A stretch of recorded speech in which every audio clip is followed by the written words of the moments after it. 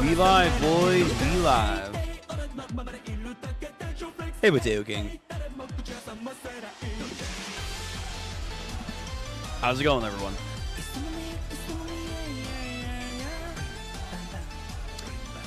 You saw my post? Why the wilted flower? Whoa, hang on now. Which post are you referring to? I assume tonight's stream post.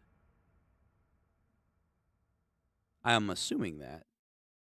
Well, anyway, good to see you again, my man. And again, welcome everyone to the stream. We are live once again for the chapters. Today on the docket is, of course, Ichi the Witch. Love it. And we're reading through more JJK today. So we'll be going through more of the Culling game. Very excited. I have been liking the Culling game arc. I have been really digging it. It hasn't reached peak. Oh my god. Shibuya. That's what I was like, Shifuku? Shifuku? No, that doesn't sound right. Shibuya.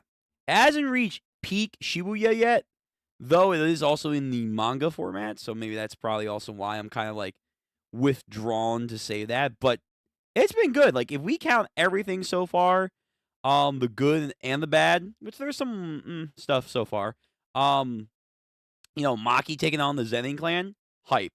Yuji and oh my god, Blood Boy, his kind of sort of brother.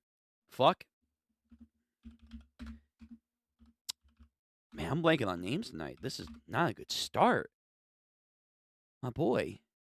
My boy. What was his name? No. Hold on. Chozo. There we go. Holy crap. You ever have one of those days where you just have like a brain fart? It's bad, man. It's bad. Anyway, him and Choza against the fucking combination of Yuta and Nalbito. That was great. Getting more insight into Panda's creation was interesting, though the the principal just going like that, a little unsatisfactory for me. Was kind of hoping for more out of his character, but whatever. And then of course just the setup for this calling game. It has been intense. Just Tengen-sama maybe might be a rat. I'm not too sure. Kenjaku's lore, which is interesting. Like, damn, I don't think even Aizen would go this far. Like, it's all part of the plan. You turning into a woman and having a kid, all part of the plan. Okay, all right. But yeah, JJK's been good. It's been very, very good. They were gonna go stream 2 hours. Okay, yes. I was about to say, like, damn, what the hell? What poster what are you talking about? Okay. Striker Man, hey, how's it going, my man? My God, it's real. The Ziz. I know. We're real. It's real. Yes. Hyperventilates? Okay. Well, I don't have a paper bag, so I would just say calm down and just take in the moment. Take in the greatness. By the way, can I just say that this might be a hot take, but you will see why unless you already have. Hakari is the best character. So far, he's funny. He's funny and intriguing. Like, I don't have like any strong opinions on him yet. I'm trying to also not be like too spoilery with my Google searches because I'm sure there is. Like, he's cool, but if I had to say any of the new characters have been cool, like have been great. Yeah, Hirimori, the lawyer guy. Oh, that like little confrontation between him and Yuji is fucking great, man. It's fucking great. Like, I like how we did this like Ace Attorney battle royale between him and Yuji. The law being a driving force of his character, but also kind of like a detriment for his psyche was very interesting. I like that. That was a really good arc. Another surprising arc. I did not think I was gonna like this, but Megumin versus Reggie.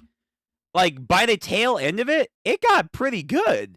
It got pretty damn good, especially when motherfucker bust out his like incomplete domain expansion. But actually, him being an incomplete domain expansion was actually a super boon because it upgraded his powers by what 120%. So of course we had the whole meme again.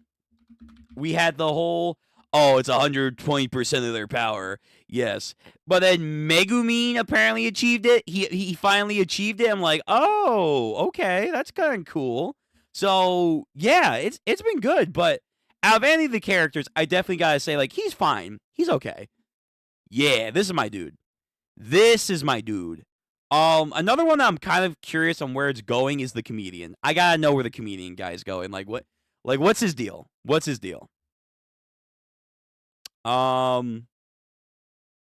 Hey Fu, what's going on? How you doing, man? Welcome back again. Let's see. He is a character who could have been cracked, but the creator wanted to forget about. Ooh, that's not a good sign. Ooh. I assume you're talking about him. I hope you're not referring to the lawyer. I hope you're not referring to him. I hope he comes back. I hope he comes back better than ever. Please. I like him. I thought he was great. His little interesting perspective on the judicial system, obviously, of Japan, but you can easily stretch it to be like court systems in general. It's like, when you get down to it, there's a lot of gray areas and a lot of people get screwed over in a lot of ways with the system. And I'm like, yeah, sounds about right. And then just seeing his psyche at the tail end of that, and then you see him interact with someone like Yuji. It's like, ooh, it was cool. I liked it. But I assume you're referring to Hakari. Hakari, the mad lad over here. What's my goal? Money. Like him and what's the one chick? What's the one chick that like had something with her brother? They might get along. They might like, yeah, money? Yeah, bet. I like it. I like you. Mm-hmm. Is she still around? I forget. Like, did she like? I forget if she like said, "Hey, I'm gonna like get out of town, and you're never gonna see me again." I forgot. But yeah, he's cool. He's cool. But I have my preferred character already out of the new batch of characters. I don't know if this is true or not, but I heard, keyword heard, that apparently he could end up in a tie with Gojo or could closely beat Gojo. I assume you're talking about Hakari. Like, to be fair, this guy is also a prodigy. He was fucking knocking fucking bricks with Yuji and had a domain expansion, but how they said he got it was like he reversed engineered a domain expansion. Crazy. But I assume you're meaning Hakari. Yeah, they did definitely say like, oh, even like Gojo would be having a hard time with him, supposedly. I'm like, really? Really now? I need to see what his whole thing is about. Although another person that got glazed again is the yes, this guy. Like the narration box said, "Oh yeah, by the way, this guy apparently has an ability that not even Gojo can just counter." It's like, really now? Not even Gojo. So it's pretty interesting. Like obviously he's very capped at what he can do. Like he can't just be like all that and more. But that's a very fascinating thing. Like there are people that can cap Gojo, supposedly. And I guess Hakari might be one of those people, but in an actual battle royale situation or just a full out like death fight, I imagine Gojo's still gonna come out on top. Why? Because, well, one, he's the pretty boy wonder, but then two, he is a very experienced and very knowledgeable curse jujutsu fighter. So even though they might have abilities that are kind of countering, maybe, again, I don't really know what he does yet. I assume Gojo could still win. He can still out a dub. He can still pull out the dub. But that's interesting. Yeah. I mean, we'll see. We'll see what this guy can do. Yeah, you're talking about him? Okay. Yeah, I figured. I was like, nah, please come back to me, please. You were so cool. Okay, yeah, we'll see what happens. I'll reserve judgment until it's over.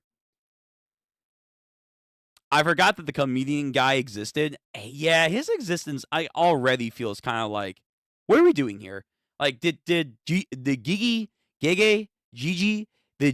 just want to be like, hey, so I kind of want to like do a self-insert character here, or like some kind of like wacky shit. Like this guy like dared me like 5 yen to like put the character like this in this series, and I said, bet I'm gonna do that. I'm like, okay, like he's all right. He's all right. Wait, where'd he go? He's okay. He's okay. He's nothing special right now. He's nothing special. Yeah, he's nothing special. He's all right. But yeah, I've been liking the Culling game. The Culling game arc is cool, if we include the other stuff as well. There's just been, again, a few things here and there that I've been like, I don't know if I like that. But overall, it's pretty good. It still hasn't reached peak Shibuya, but we're getting there. All right, so we're going to be kicking off things tonight with Ichi the Witch, as always. It will be first. So we have what chapter are we on? Chapter 52? Yeah, 52. So we're on chapter 52 of Ichi the Witch. We're going to go for that for a minute, have a quick discussion with you guys afterwards. So stay tuned. If all you guys right now are here for JJK, I love that support for JJK. Absolutely do. Just hang out, vibe out, or come back later, and yeah, we'll get to JJK, and we'll have some discussions here and there about that as well. But first and foremost, me and the Ichi lads have to get in, because this is a series that I feel like just needs more people to like chime in on. We need more Ichi love. It is a underrated series, very underrated. And I do wonder, like, why, like, because when Danadon, JJK, and other shows like Demon Slayer first popped off for Shonen Jump, people really gravitated towards it fast. Whether it had been for meme reasons, whether it had been for toxic power stuff, whether it had been for any number of reasons, there was like a large discussion off the bat for those kind of series that I remember when their mangas came out. For Ichi, it felt like there was only one talking point, and then it never kind of like chimed up again. And that seems to be Dakaris. Like, it was just like, oh, Dakaris is cool. She seems interesting. And people were probably just talking about her design. And that's about it. And I'm like, okay. And this is before I was getting into the read-through, by the way. That was about it. Like, no one really, like, talks about, like, any of, like, the arcs. No one talks about Ichi himself. No one talks about, like the actual world buildings and stuff. Like, the magic systems. They don't really do that. I'm like, it's kind of a shame. I really am digging this, but it clearly doesn't have like a lot of attraction with the public eye on social media. I don't know if he needs an anime for that. I don't know if an anime will fix that, because I also feel like Ichi the Witch is probably not going to get the JJK anime treatment. It's not. It's probably not. Like, it's not going to go ham fist. Same thing with, of course, Demon Slayer, its animation, probably not. It probably will not pop off to that level of extent. It won't get the Chainsaw Man. I haven't seen the movie yet. My context for, by the way, Chainsaw Man, if anyone that's actually curious, I stopped after like chapter 60 of part 1. But like, it's not going to get like that kind of love when it comes to its animation. If it ever gets an anime. If it ever gets an anime. I would like to think so, but it feels like one of those series where, like, yeah, they're probably going to give it to, like, a B team. And I'm like, oh, that sucks. That sucks. But I think this is a good series. Like, when you actually sit down, read it, and kind of, like, take in all of its stuff, it's really good. It's really good.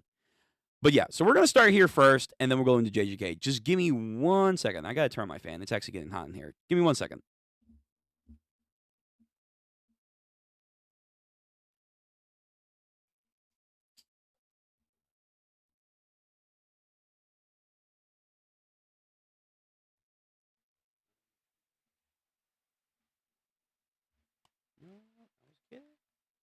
All right. Here we go.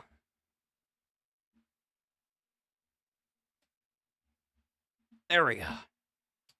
All right. Anyway, now we're all set up. As per usual, guys, bada bing, bada boom, this will be our main setup. We'll go back and forth between here. Can't show all the panels, but we'll do our best. So, let's start with Ichi the Witch, and then we'll get into JJK. Sound good? Sounds great. All right. Striker, you're here for Ichi? Good, good. More people here for Ichi is what I like to hear. Here we go. So we are using this site as always. If you are in chat, guess what? You can have the link. Bada bing, bada boom. There you go. VOD Gang. What up, VOD Gang? I see you. You will have the link to the description. Oh, my God. My brain today. Oh, my goodness. You will have the link to the chapter in the description down below. It should be up there right now, so you can read along with me and enjoy, like, on my little emotes to what you're reading as well. And then, please comment after the chapter is over what you like about Ichi the Witch. And again, do you agree with me that Ichi doesn't get enough spotlight? I think so. I think so. Yeah. Don't forget, by the way, like the stream, comment, bell, subscribe. All those things. All those jazz. Here we go. Here we go. So, Ichi the Witch, 50-second hunt, freeze. Right. So we left off. We are now introducing another, like, top tier Majik, the time Majik, which is. I assumed Dakaris probably has one, right? I assumed she has one because she's called, like, she's essentially the Gojo of the witches, supposedly. So she probably has one. So we have, like, World Hater, Time Majik, Uru, but I need to see more. She probably has one, and then there's probably like a space Majik or something. Yeah, that would be my best guess. Dakaris. something isn't right. Right, on their magic surfboard, hoverboard things. Don't stray too far from me. You'll leave the range of my barrier. Is that a barrier spell around the ship? No, it's not. That's less of a barrier and more its own little pocket of space. Oh, wow. So what? It has a reality marble.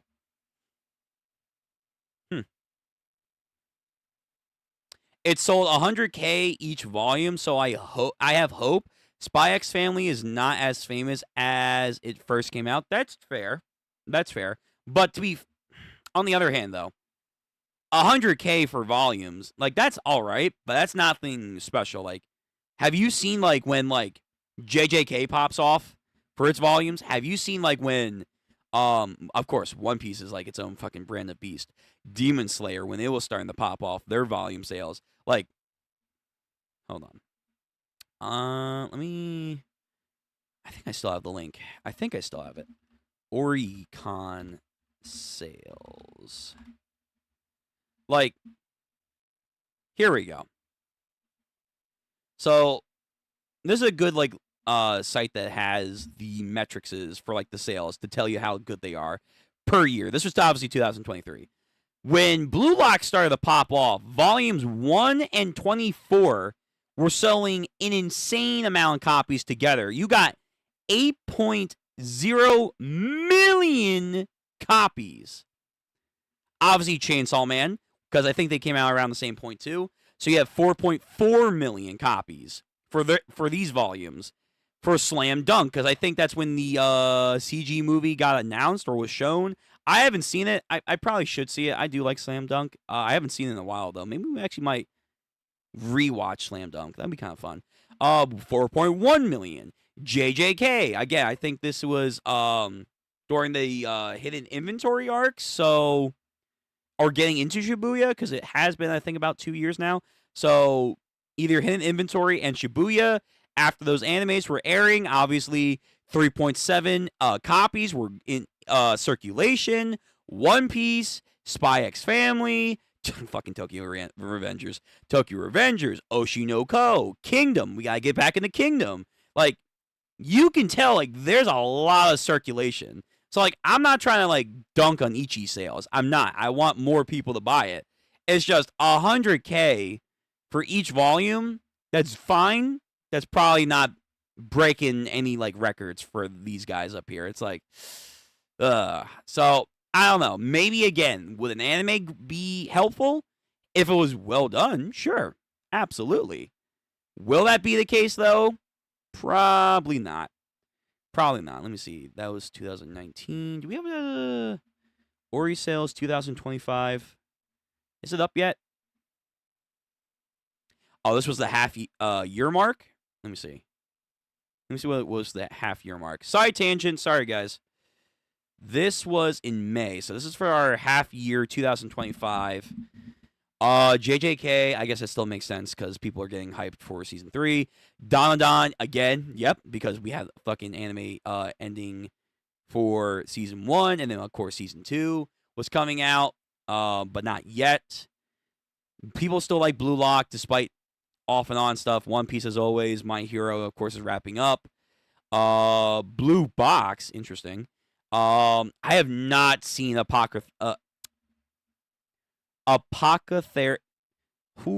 we go. Apothecary Diaries. There we go. I got it. I have not seen it. I heard it's very good. Maybe that may be on the watch list.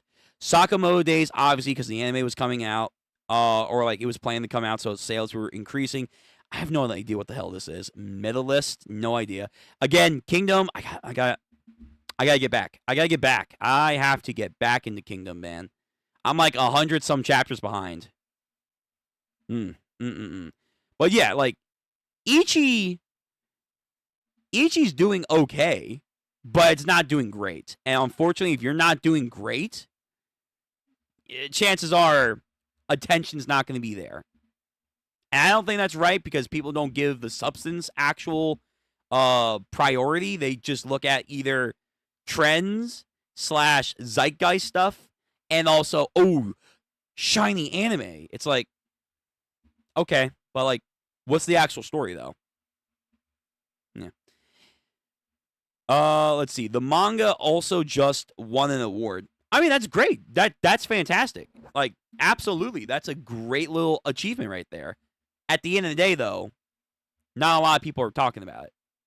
Like, comparatively so. Like, I kind of had like the same feeling towards Undead Unluck. Like, there were like a couple years when it like first started out where like I remember like people were bringing up here and there, and then like by year 3, no one talked about it. Like, no one did. And then year 4 was the same thing. And then I think it got an anime announcement, and then all of a sudden people were like, "Oh yeah, the greatest series is finally becoming animated." I'm like, where the fuck are you coming from? Like, no one for the last 2-something years have been saying this. All of a sudden, oh, Undead Unluck.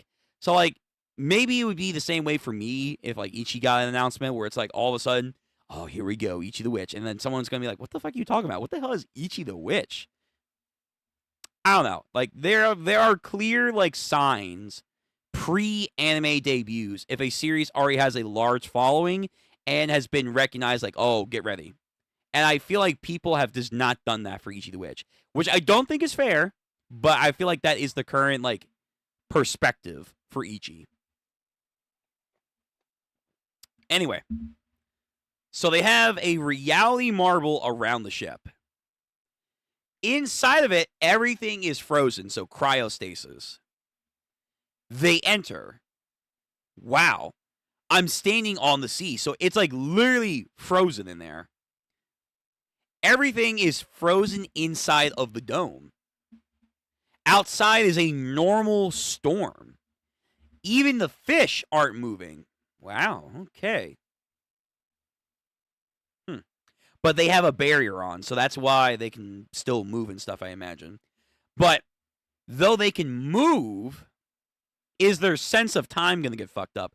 AKA, if anyone's ever seen this great movie, I hope you do, by the way. Like, stop my stream and just go watch the movie now. It's great. Interstellar. For those who've seen the movie, you know what I'm probably going to talk about. When they get to that one planet, also with a water situation going on, it's orbiting around a black hole, and because black holes distort space and time, when they get on the planet, comparatively to the guy that they leave on their space station, going from down there and back up again is like, it was like some crazy time. Like, it was only like to them, like on their watches and stuff, it was reading like 11 minutes, 12 minutes, 14 minutes. For the guy in the space station, I think it was like 30, 40 years. It's like, whoa, what the fuck? So that's what I'm kind of thinking right now. Yeah, they're not frozen still, but is their sense of time thrown off too? I wonder, like, how much time might pass on the outside, comparatively so.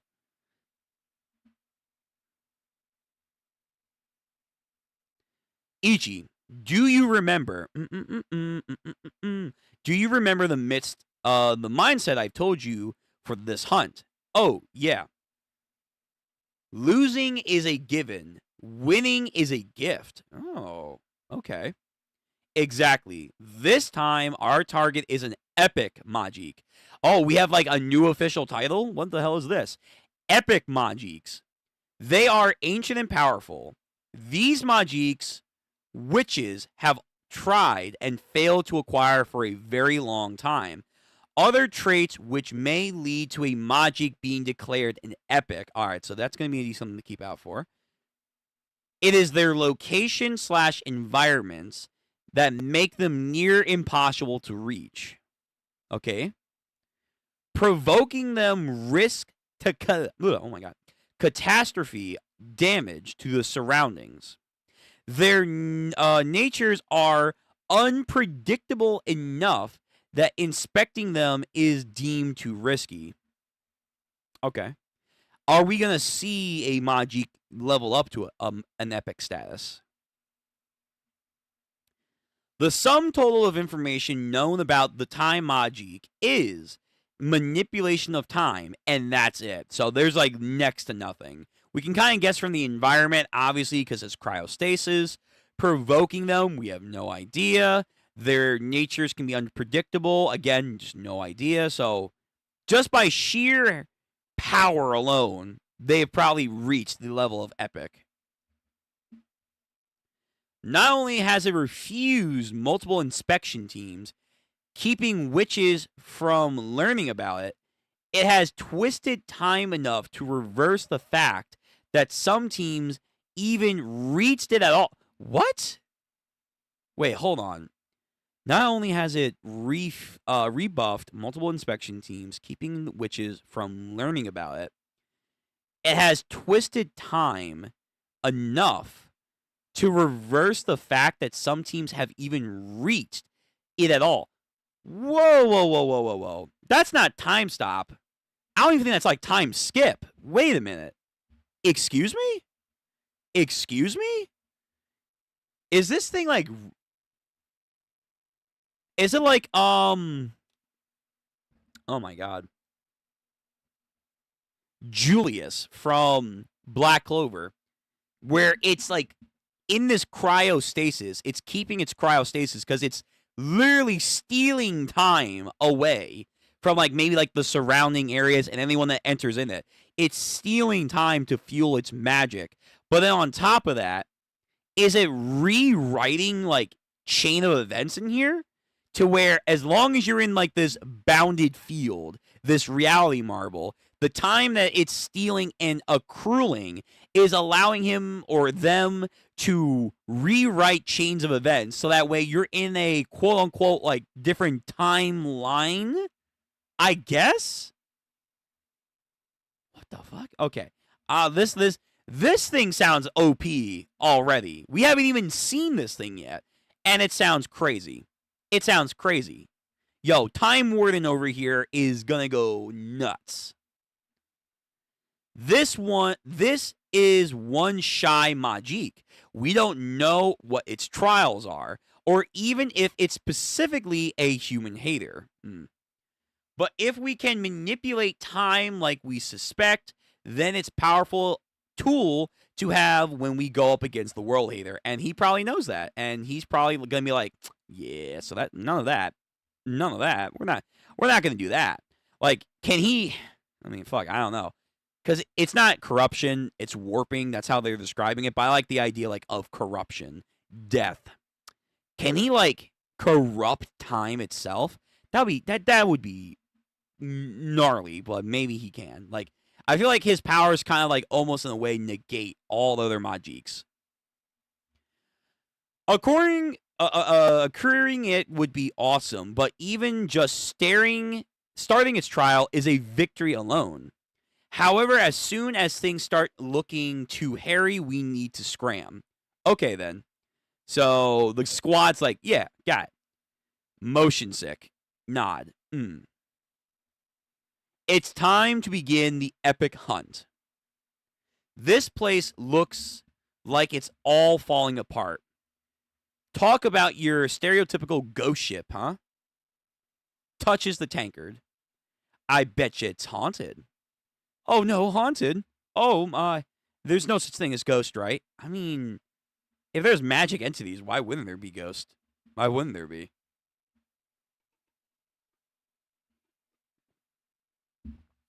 Ah, our boys. They're locked in. They're already locked in. I still don't have a knife. I still don't have like a real hunting knife. So again, the pen will just have to do. So he's getting his knife ready, and our boy Rogoku over here is like, preparing myself. Something's there. Eek. Ichi focuses his line of sight through a doorway. In that doorway, we see a finger or fingers in a hand formation. Yo, bud, cut your nails. Sailors fear... Sailors? Really? Why sailors? I guess why is he even here in the first place? Sailors fear the time Majik. Not only do they refuse to sail near its sea, they also created a sea shanty fearing against it. Wow, okay. What's that sound? The rush of the waves. What's that sound? The sighing of the wind. No, no, that's a whistle. One soft hoot, and one ship sinks. Another soft hoot, and another ship sinks. That is the voice of one who must never be heard. Uh-huh. This thing uses the power of its voice to activate time? Epic class Majik, the Time Majik. Its formal name is... Bro. What the fuck? Okay, I thought it was going to be like another female. I thought it was going to be like another female. Nope.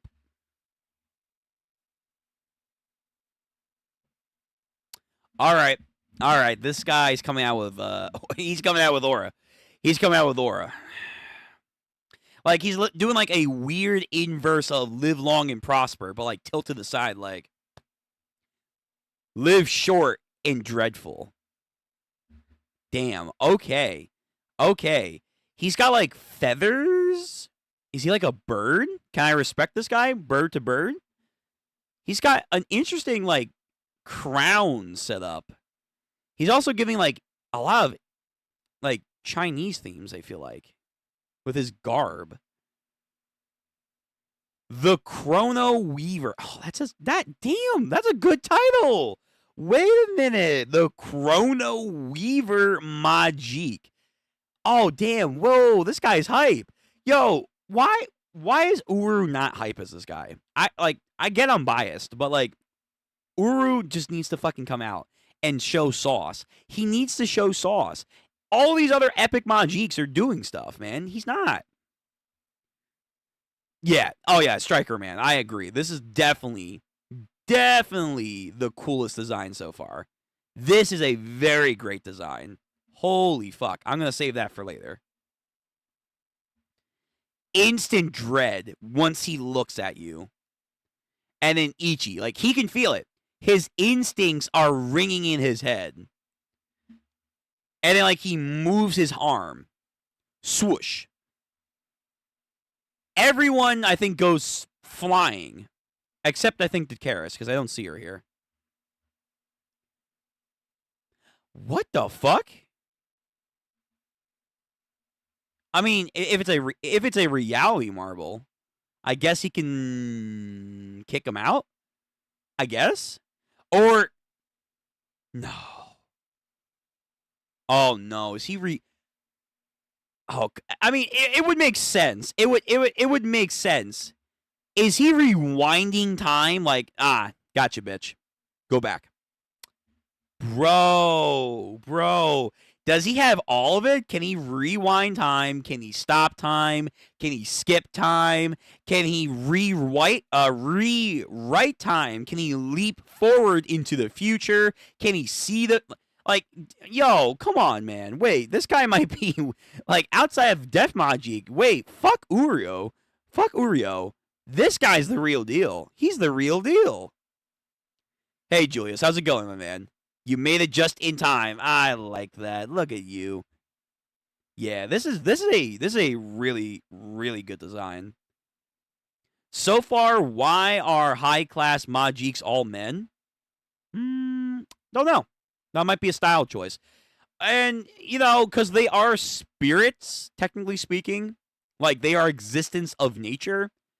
They technically could be considered kind of like servants, in a way, from, like, Fate. They could be considered non-gender. They just choose to form themselves how they wish to be seen. So, just giving you kind of more of a neutral answer on that. But that is very fair. We have not seen a female epic Majik yet.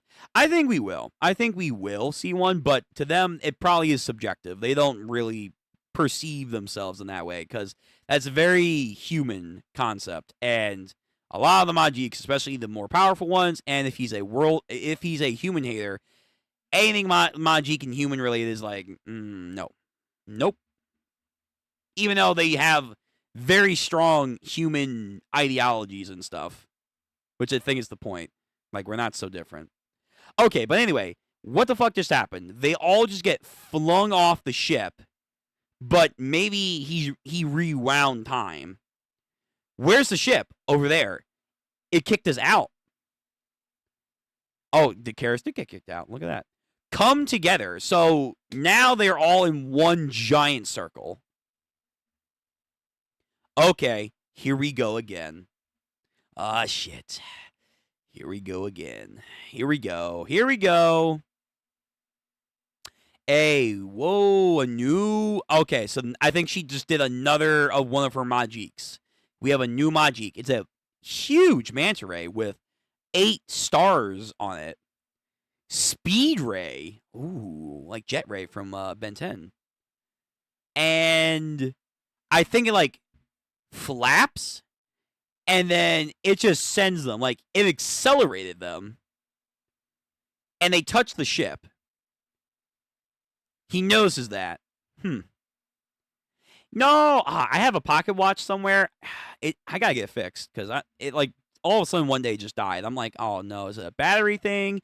Is it a gear thing? No idea. No idea. I gotta take it to a guy to fix it. But yo, why do you have a fucking pocket watch? Like, you don't need a flex like that. Like, your time is up. Like some shit like that. I don't know. He's gonna do some dumb shit like that. Watch. Picks up the pocket watch. Ah, yes. The difference between the watch I left on the deck and Mugi's watch. What? Wait, okay, maybe that's not the Magique. That might be Dakaris. That might be Dakaris. So, the difference between the watch I left on the deck and Mugi's watch. Oh, this is some interstellar shit. Again, by their watch's point of view, if you want to also use Back to the Future, by the watch's point of view, not a lot of time has passed. It's from a different person's perspective that has the time accelerated. So it depends on where and what it's focused on, but maybe it's like as long as you're on the ship, you're not technically affected by whatever he just did. Maybe. I don't know. There's going to be some weird shit going on here. The difference between the watch I left on the deck of the ship and Mugi's watch, you smooth bastard. You stopped time for us. He can still do that? Whoa, I thought you had a barrier. I thought that was the whole point. Like, yeah, no time stop. But okay, so he stopped time on them, but then maybe undid the time thing on the ship. Therefore, it moved. Oh, he's doing Dio. He's doing a Dio. Oh no, they're doing a Polonariv. Oh fuck. You smooth bastard. You stopped time for us. First Uryu, then the World Hater, and now you. Your skills are quite cheaty. It makes me sick. It's about 15 seconds. Damn, Dio doesn't even have that. 15 seconds. Whoa. Whoa. Hold on. He can stop time for 15 seconds? Oh. Okay. All right. Okay. This guy's very impressive. Bruh, if I see him take out a goddamn knives, go, and then, like, flings it at the enemies, oh, I'm gonna lose it. It's about 15 seconds. I thought so. So they try to bum rush him. That's not gonna work. Well then, let's see how short that time interval for the power is. That's a good question. How long is it? Is it like pain, like 5 seconds? So they're about to charge, and then all of a sudden there's a knight. There's a knight that pops out. Time to swab the decks. Okay. Did I interrupt? Who are you? Are you a Majik? Or are you a person? Is he already claimed? No, because if he... man, hold on. Oh my goodness, so many guests. An entourage of witches, maybe. Oh gosh, this is hardly the time to clean. I'm so sorry for interrupting your undoubtedly serious discussion with my jaunty entrance. Is this a guy or a girl, actually? Because if he says witches, I assume he's a guy, but maybe he's like a female that isn't a witch. I had no idea that you were already occupied. I'll leave you to it. Anyway, and then nah. Get over here. What are you doing? Explain yourself. Oh dear! I've been caught! Oh no! Now what? Oh goodness, these gentlemen won't even budge. I'm in trouble. Chrono Weaver? What's going on, man? It's not stopping time. No, it's not. Ichi, Gokuraku. Hang on to that one. You got it. Yikes! What? That shorty over there, a buddy of the Majik? Whatever the case may be, if you don't want us to touch them while we got him, I'm gonna use that. Now then, what say you let us take your trial? Damn, look at Dakaris like, how about some blackmail? How about some blackmail, baby? All right, okay. The page split here was really annoying on the website. Yeah, I can see that. So let me see. Oh, you're right. It was a page split. That's interesting. Huh. Yeah, that does kind of suck. Okay. I do hate some websites that don't have that. I didn't notice that. Thank you for letting me know that. If you use the Viz for the new chapter, it's free. I mean, yeah, I could. He hits like from Dragon Ball.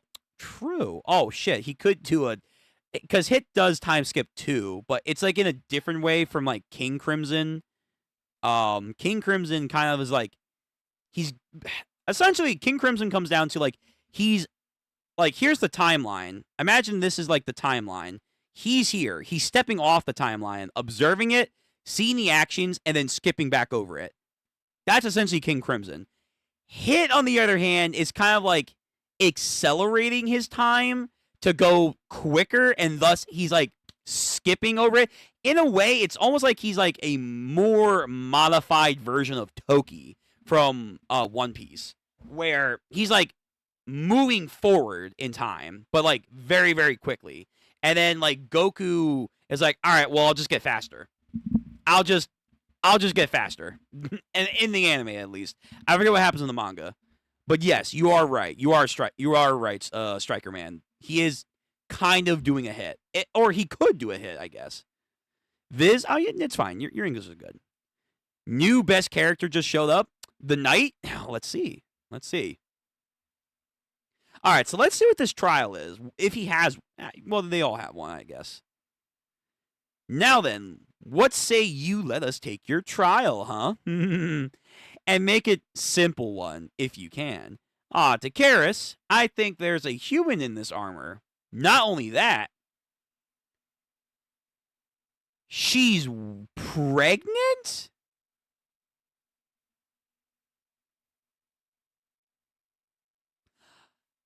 I did have a question about this early on in the series.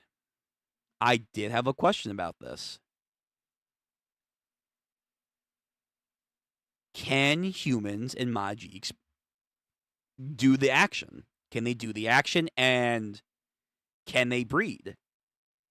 It looks like that's a yes for right now. Let's see. Because then there's a theory that I'm sure other people have had. Ichi's kind of weird.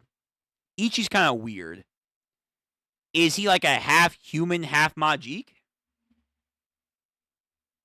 That would be fascinating. Can you have half humans, half Majiks? Hmm. Hmm. All right. This is now a lot more interesting. This is now a lot more interesting. She's pregnant. And then they're all like, what? Oh my goodness. Drops the armor. Who the heck? Okay. I'm just your run of the mill pregnant lady. All right, she's funny. She's funny. Please, would you not acquire my Oh, wow. Wow. Wow. Wow. Wow. I just had to read one page. I just had not even a full page. Could you not acquire my hubby? So, okay, well, I guess he's not a human hater now is he? No. He's a human lover. Yeah. Yes, sir. Yes, sir, indeed.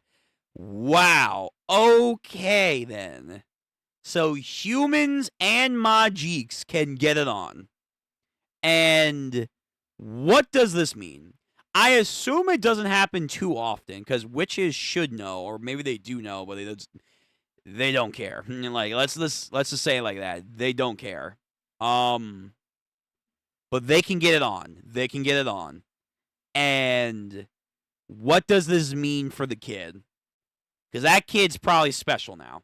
He's probably very. They are very, very special. Julius. Okay.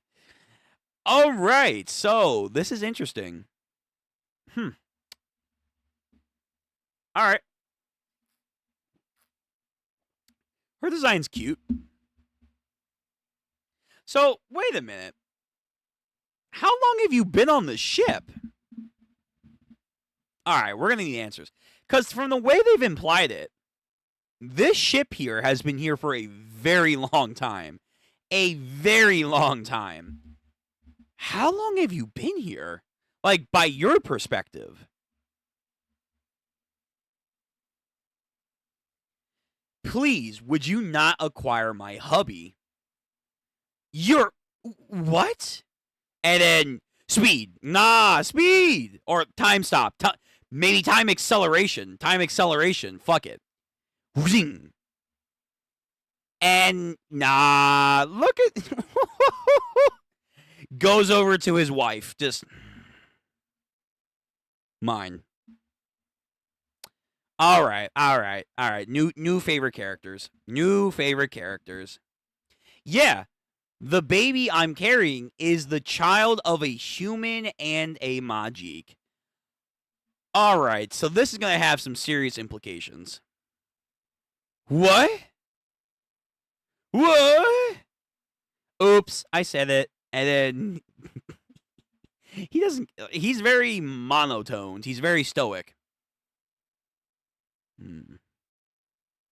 He's going to be like one of the.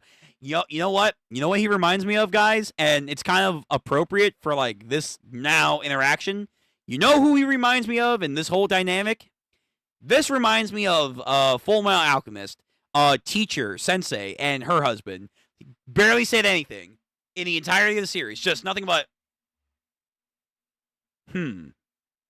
Oh. Y'all. All right. New favorite characters. I agree, Julius. This is. Bruh. Already. I'm already intrigued. I'm already locked in. I need more. But that's the end of the chapter. Fuck. Of course it is. Of course it is. I need more. I need way more. So, alright, guys. What do you think this means? Do you guys think the witches know that this was happening? Like, in the sense of, are there some higher up witches that do know humans and Majiks can breed? However, do you guys also think they don't give a fuck? AKA, like, let me see that kid. Like, yeah. Do you think the witches don't give a fuck? Because, wait, am I mute? Oh, you mean him? I was about to say, like, damn, wait, what? No, surely not. No, okay. I hold on. Okay, I hear myself. Good. I just want to double check. Yeah, he might be mute. He might be mute. He might just be that kind of character. But yeah, what do you guys think? Do you think that like other high end witch, like Dakaris doesn't know, and she's a high end witch, but is this kind of like a secret? That let's say the head witch, the principal, Monogold, she might know. It's like, yeah, humans and Magiks can get it on, except we don't really want that to happen. You know what I'm saying? You know what I'm saying? Separate but equal. Like, oh my god, bro. Oh no. Oh my god. Like, I don't know. Like, this would, like, if it can happen, if it happens, it must have happened before. Surely, there's bound to be people that have been like, hey, yo, that one Majik over there. Obviously, mostly women, because women have the power in this series. But, like, in theory, even if a man can acquire a Majik, she hasn't acquired him, but in theory, if a man can't even acquire him, it doesn't matter to, like, let's say a human male and a female Majik. Like, if she doesn't have to acquire him and they can still do this, in the end, like, a male and a female Majik could still probably get it on.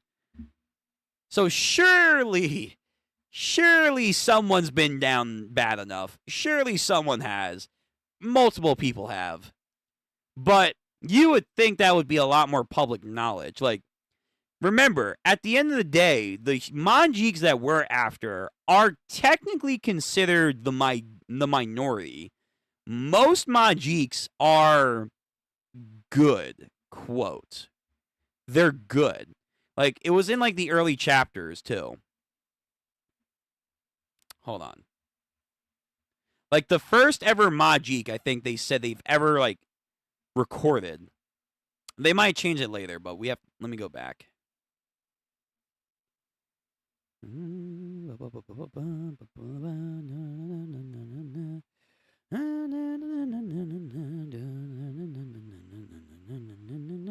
Here we go. In this world, magic is alive. Living magic called Magiks. First contacted humanity long ago. Out of nowhere, a talking blob of water appeared. So this blob was the first one. This was the first interaction. Drink every drop of this water. Do that, and you will acquire me, the water Majik. This is my trial. Should you manage to pass it, I'll teach you the chant for controlling water. After that, the bonfire Majik said, hold on to me. So, like, they have records of, like, the first Majiks to ever interact with women and, people. The iceberg Majik, the breeze Majik. Passing the Majik's trial, heed me water droplets. They acquired Magiks itself. Currently, there are Majik hunters who've overcome countless grueling trials and powerful Majiks. People call these hunters witches with reverence and respect. But at the end of the day, like, every Majik has a trial, but they're not bad. There are good Majiks out there. We're just going after the minority that are like, hey, fuck humans. At the end of the day. So, more often than not, like, I don't know how this would work. Like, again, this is a water droplet. Can it change its form? Probably. But, like, they've said, like, hundreds of years have passed with witches. So in hundreds of years, this cannot be the first case. There were surely other humans that are like, you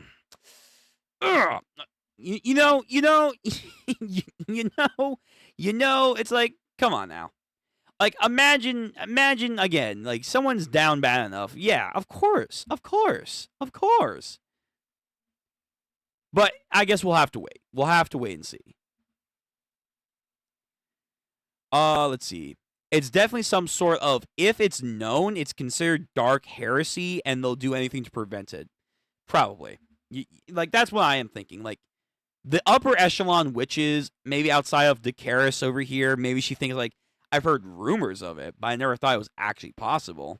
But yeah, this is, like, probably some definitely taboo shit. This is definitely taboo. Like, this is the idea from like Tokyo Ghoul, where it's like humans and ghouls can't have kids.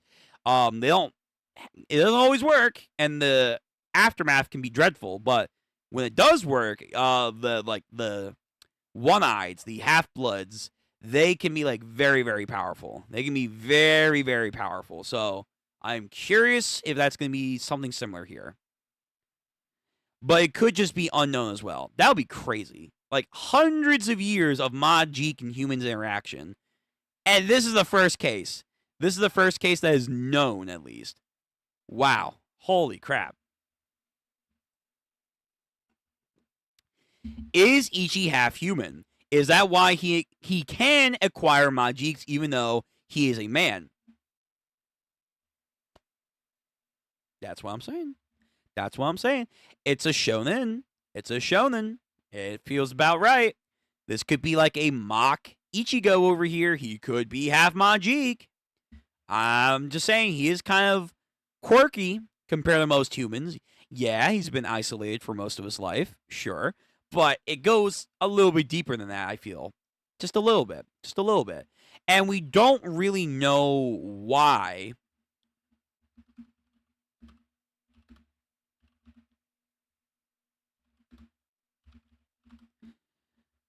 We don't really know why he was left in the woods. Remember that. We saw like a snippet of his backstory where like he was just left in the woods as a young child. He kind of like has loose memories of it. Yeah, right here. He remembers his hunting knife, someone giving that to him, and then foraging, fending. Those are like his primary memories of like the early stages of his life. And then of course, like, you know, his little experiences out in the wilderness, meeting this guy that we haven't gone back to, but like the sushi guy from probably like a Japanese country. Those are like his memories. Those are his memories, but we don't know anything before then. Like, why was he just left there? No idea. But that would be interesting. Like, outside of Uryu, like, they believe, like, he's giving him the ability to. But maybe, no, you guys are right. Can Majiks acquire other Majiks? I've also asked this question. We don't know yet. We've seen Majiks fight other Majiks. And, you know, Death Majik is claiming that he can kill Majiks, which, again, you would think... I forget that's not actually his real name, World Hater. World Hater claims that he can kill Majiks. Like, he alone has the way. He has the way to kill Majiks. His own kin. That should be impossible, technically speaking, but he has it. But we've never seen a Majik acquire another Majik. But in theory, I guess it could happen if they wanted to. Like, he doesn't have to kill the Time Majik. He doesn't. If he wanted to, he could probably do the trial and be like, all right, you're mine, don't help out humanity. He could do that. He could do that. He could do that. Her family meeting her husband for the first time is going to be really awkward if they're not dead. Remember, in this chapter, they say it very clearly, and I think in the previous chapter too.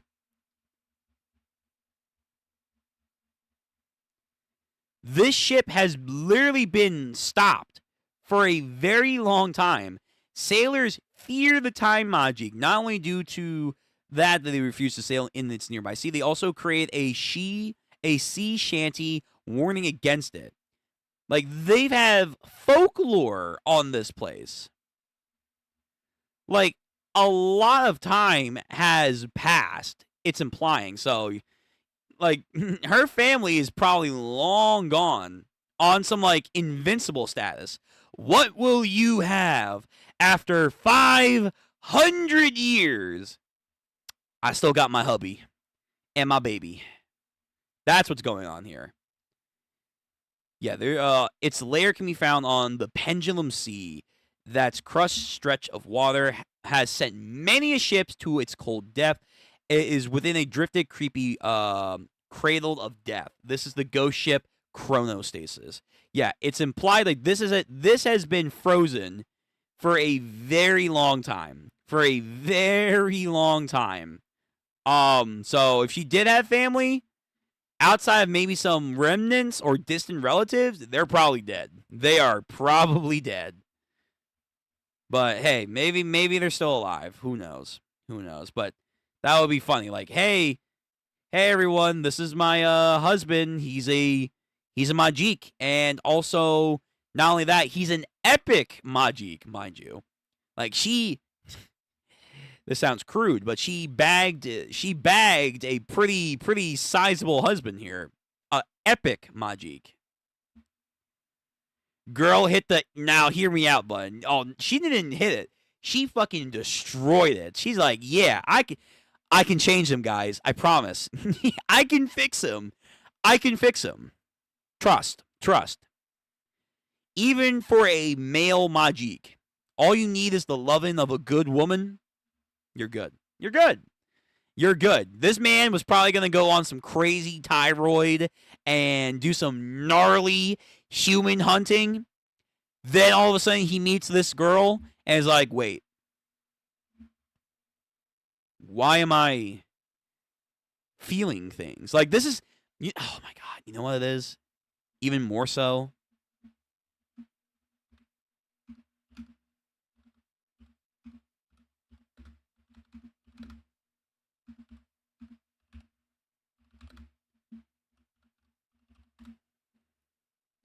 It's just Komugi and Meruem. That's it. That's all it is. Why? What the fuck? All right, I don't know. Why is there human? What? All right, whatever. It's just Komugi and Meruem again. Just the almighty powerful non-human thing falling in love with a cutesy and probably very simple girl. And yeah, that's it. That's it. That's it. That's all you need. That's all you need, okay? And it just works. It just works. It just works. The hear me out, I can fix them methodology, it gets laughed on, but guess what? If you can do it, you can do it, and it turns out great. It turns out fantastic. And that's what's happening here. That's what's happening here. Now, why are they here, though? It probably is because, like you said, Julius, this is probably not a good secret. This is not something that we're supposed to, like, let people know about. And he is an epic Majik, so they probably do view epic Majiks as first-class threats. But not a lot of information is known about him outside of he's a time Majik, very powerful, and that's it. That's it. They didn't even know if he was a human hater, so we need a lot of information. We need a lot of information on what's going on here. She looked at the time Majik and said wood. Just like Specca said. True. She's like, damn. Oh, God, I want him to rewind time on me over and over. You get the idea. You get the idea. Whew. All right. All right. This is fascinating. This is getting to some good world building that I've been wanting to see. So, outside of Majiks acquiring Majiks, this is getting interesting. Humans and Majiks. Yep. Yepers. Yes, sir. Okay. Well, guys, get in your last minute comments before we transition into JJK. We're gonna take like a 3-minute break in between just to like make sure we're good and ready to go. We're gonna go for a couple chapters with the calling game. Yeah, I like this. I like this arc. And what's with the armor? Like what's going on with this ship? Like history. Like is she was she a part of like some royal family or something? Like she's a princess? Was she like a princess from a kingdom and they thought that the Majik was going to hurt her, so they shipped her off to somewhere, but then he found her and then cryostasis, like a hidden area for them to like, hang out and stuff. I wonder. I wonder. Time Majik, I need this. Yeah, true. He needs this, man. He needs this.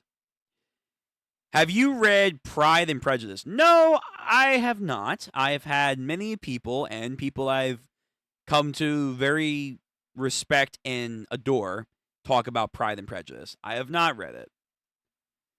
Bro sounds like Mount Darris? Mount Darris? I don't know what that is. Shy introvert and doesn't know how to flirt, but he loves his wife. All right, well, that's wholesome. I mean, we love those kind of characters here. We love those characters. Like, again, I'm pretty sure that's exactly the same way with.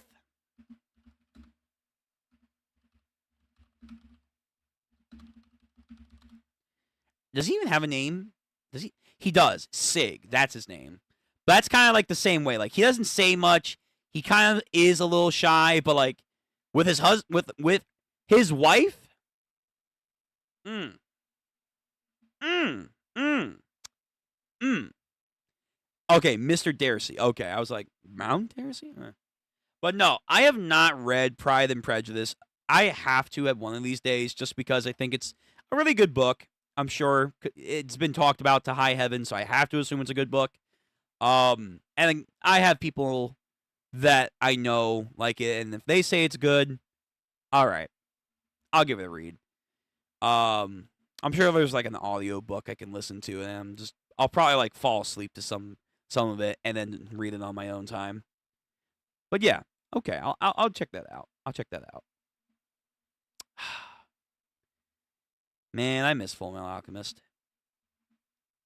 I miss it so much. Okay, so we are going to now transition over to JJK. We're going to take a brief intermission. Again, very brief, like at most like 5 minutes. So thank you guys for coming out for Ichi the Witch today. Very quick, straight to the point chapter, but fuck, this is good. This is very, very good. I hope he doesn't die, but if he has a wife and they're pregnant, I could see it be like he dies like by Death Majik. Let's say Death Majik or one of his spawn, his servants, come here. They again have the staff, so they have a little bit of the all power of World Hater with something. And then it's like he sacrifices himself because he gets corrupted by the warp, but the warp kills him. Sad, but she has her son, their son, or kid, whatever the hell I shouldn't assume. Honestly, I have no idea what the hell is gonna fucking spawn from her. But they have their child, and in a way, that's enough. He'll live on through that and her memories. So I hope he doesn't die, but I could see it. I could see it, because I imagine one of World Hater's agents are probably going to be coming soon. Very soon. What if the baby is dangerous to her? So he put her in the time stop so she can live. Might be dark, but I'm not be surprised Nishi does this. I could see that. Again, Tokyo Ghoul. If anyone's read or watched Tokyo Ghoul, remember, when humans and ghouls have kids together, the mother, one, cannot have human food to nourish the child. So you know what that means. And then two, more often than not, there's either stillbirths or like the baby's born and the mom dies. So, yeah, this could get into some dark stuff. This could get into dark things. I can see that. That would be crazy, but I could see that. We need more Majiks in the cast that aren't evil. I agree. Like, so far, like, yeah, we don't have like a good Majik, and it's sad because it's like, not all Majiks, and again, they are the majority. They're not evil. They don't hate humans. They're quirky, probably, but they don't hate humans. Even the mushroom guy was like, hey, I don't really hate you guys, but I'm just kind of ticked off right now, so I'm gonna cause a ruckus. It's like, They're not evil. They're just weird. And then they go off the deep end. And that's how we get like human haters. That one spider Majik wasn't a human hater. We just fought him for like some reason or whatever. So it's like, yeah, like we do need more good Majiks. And he would be fun. He would be fun. Now, would he stick around if he got acquired? I don't know how that works. But that'll be kind of cool. That'll be kind of cool. But he's very overpowered, keep in mind. He's very overpowered. Like, if he can do everything time-related, time stop, time rewind, time acceleration, time leap, time skip, rewrite time, time steal, like he's sucking in life energy. If he can do that and then some, time erasure, this guy's a problem. This guy would be like, okay, wait, we got like a cheat code. We have a massive cheat code. So that's why I'm also thinking he might die. He might die. Unfortunately so. Let's see. Jiki Shura is the only good one. Good to a degree. Like she's more neutral, but she does obviously have a soft spot for humans, especially her own I was going to say owner, but that might be a little bit of a stretch. Like her human counterpart. She definitely has a soft spot for her. For sure. The spider killed 3 people, which is why they hunted it. Oh, I forgot about that. Yeah, okay. So, okay, fair enough. But yeah, no, we do need good Majiks. We need to show the entire representation of Majiks. They're not all human haters. They're just quirky. Okay? Okay? And that would be kind of neat if you do get an epic class Majik and it's not a human hater. Like maybe at one point it was, but it's not a human hater anymore, or it wasn't. And it's just a very powerful Majik that just spawns. Like, cool. Neat. Yo, I forgot about it. Striker. Yeah, I forgot about that too, man. I forgot about that too. Okay, so that's going to be it. JJK coming up right now. Ichi the Witch, guys, thank you very much for coming out. Please like the stream. If you're going to be heading on your way out, please also subscribe to the channel if you have not done so already. Please. We have more Ichi the Witch content coming in the future. Please, please, please. And if you like anything else on my channel, like my gaming content that we're going to be expanding soon, more watch-throughs are coming along. We just finished off Don Season 2 the last night. It was crazy. Go check that stuff out and stay tuned for more. And more read-throughs. We're also going to be doing webtoons soon. It's going to be fun. Please, if you haven't done so, subscribe. We're slowly building up the style of the channel bit by bit, and I would love to have more of you guys here to hang out with. Anyway, so we're going to take a brief intermission. JJK, guys, just hang on tight. We'll be right back. If you got to go, guys, if you're just here for Ichi the Witch, totally understandable. Let's see. Rogue witches appear here might be a good... Ooh, true, yeah. We did talk about that. Like, are there evil witches? Are there religious people? Like, it is what it is. Are there people of the cloth that are like, you damn heathenous women dare sully the name of the gods? I can see that. Like the gang, protect the Majik for the time. Yeah, I agree. All right, Striker Man. I'll see you around. See you around. I got to start JJK, though. Just watch the anime. You'll get the basic gist. Speed blitz through the anime and the movie. Bye, man. See you too, Thu. See you too. So if you guys gotta go, totally understandable. We're gonna be taking like a 3-5 minute break. And then we're gonna get into JJK. So, be right back. Be right back. In the meantime, I'll put on some like nice music. Let me see.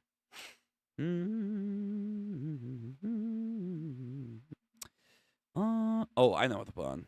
Hang on.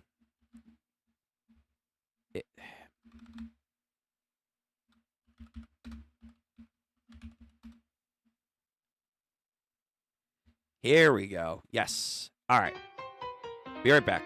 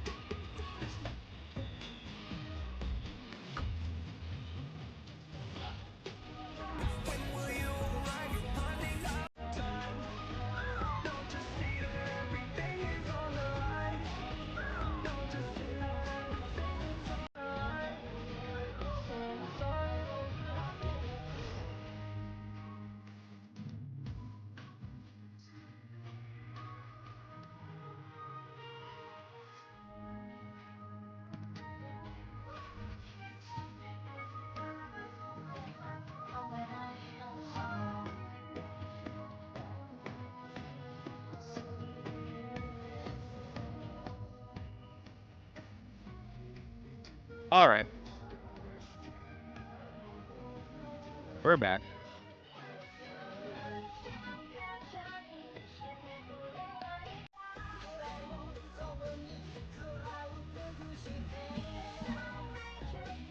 This is a good mix.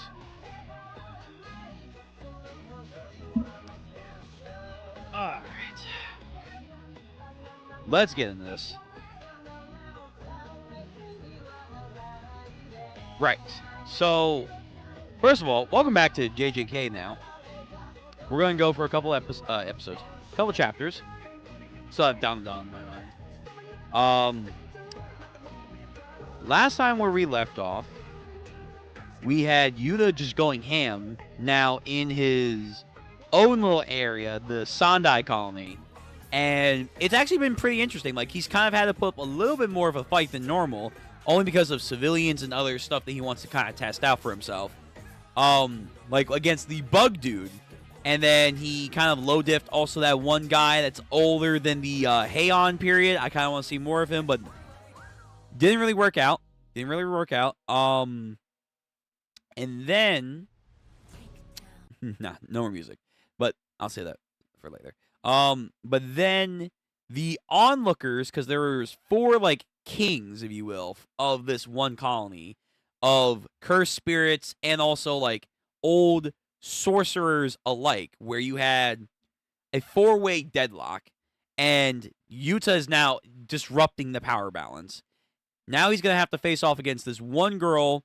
I forget like her thing, but like essentially like she has the ability to manipulate the sky. She's a sorceress. And then there's another guy with like a pompadour. He apparently has like the largest output of curse energy that's in this area. And also maybe also the game as a whole. So he has more energy potentially than Yuta. Crazy. But okay. We're going to get into some pretty good fights, I would imagine. So, let's get ready for this, as per usual. I think I'll put on, like, some nice... Let me see. Do we have any, like, extended JJK music. Oh, man, my neck has been stiff as of late. Let me see. Lo-fi. Let me see.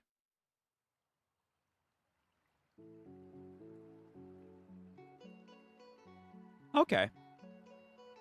This works.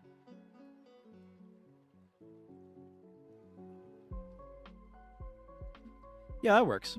All right, so we'll have that on as our little like mix in the background as we're reading this. But as per usual, we are reading off of TCB scans. So anyone still here in chat from my Ichi the Witch earlier, go check that part out in the VOD. It will be in the chat right there for you guys. And then if you are a VOD gang watcher, please, by all means, by the way, hello, is in the description down below. You can use that to read along with me if you are watching this later on. So, without any further ado, oh, hold on. Spoke too soon. Get Ichi out of there, and Yuji, get on board, baby. All right, let's get started with our JJK. So, Chapter 176, Sandai Colony number 3. Or, I'm sorry, part 3. One corner of the four-way deadlock in the Sandai Colony, Uru Takuno. What powers does the woman who manipulates the sky possess? We're going to find out.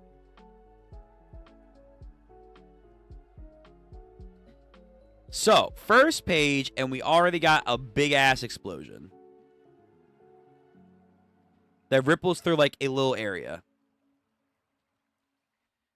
What was that? What kind of attack was that?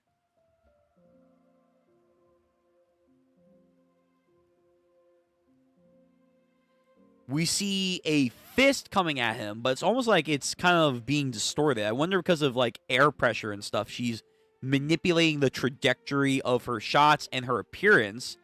Yeah, we'll see. We'll see how this works. So, it lands kind of on Yuta, but he dodges, and now he's going for his own, like, check punch on her. But I think she's, like, getting ready to block with her left hand. Yo, the tasteful nudity in this is crazy. Oh my god, she's doing like she's like a female Whitebeard, just pulls the air. So I think by doing that, his trajectory now curves. Oh my god, damn. Yo, can she make like vortexes and shit? Vacuums? Alright, animators are gonna have a fun time with this. And a pain in the ass time, maybe. Cool. And then, yeah, his trajectory's off. I think he gets closer. And then she, like, elbow checks him in the jaw. Ooh. This girl is good. This girl is really good. I mean, she was part of the four-way deadlock for a reason. And the bug guy was not too bad himself. My arm has been disformed. Ooh. Sees the opportunity. She goes in. What the fuck? Why are there, like, cracks in the air? I was kidding with the Whitebeard analogy. But hang on a second. There's, like, actual cracks forming on the air. I don't think that's Black Flash. I don't think so, at the very least. Yeah, wait a minute. Is this supposed to be like a mock Whitebeard? Okay. Alright. This girl, she's terrifying me in all the right ways.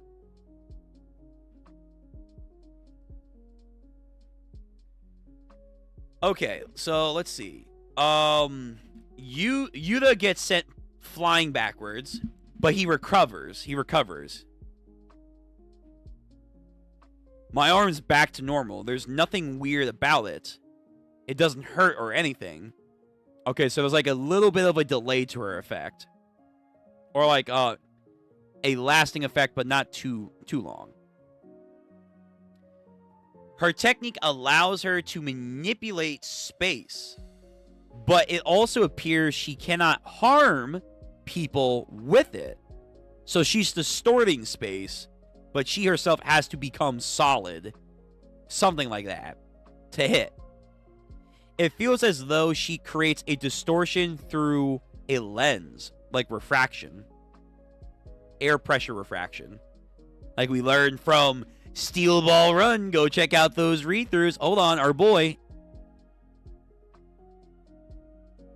Using the spinning rotational pressure of his steel balls condensed the air around himself and refracted his own appearance against his enemy.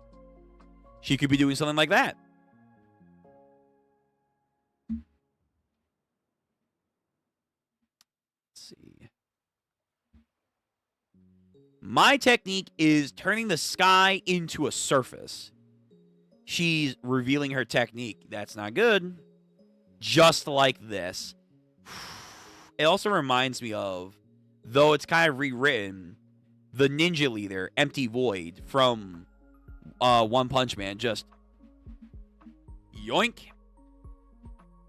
So is she like hiding in plain sight now when she does that? Like, is she still there? Can you hit her? Is she like in a subspace area? Like what? How does that work? The sky turning space into a surface. Like, does it have tangible form? Like, if she does that to like cover herself, is Yuta going into a distance area, or is it like hitting a wall? Like, how does that work?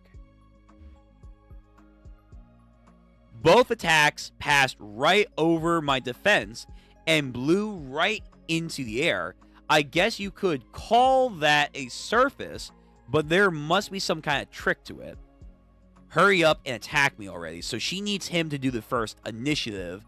Then she can distort space and then counterattack is probably her go-to. Let me ask you a question first. You wouldn't complain if you got killed, right? I understand why the powerless would risk their lives to join a fight. Someone strong like you should be able to get points whenever you want, right?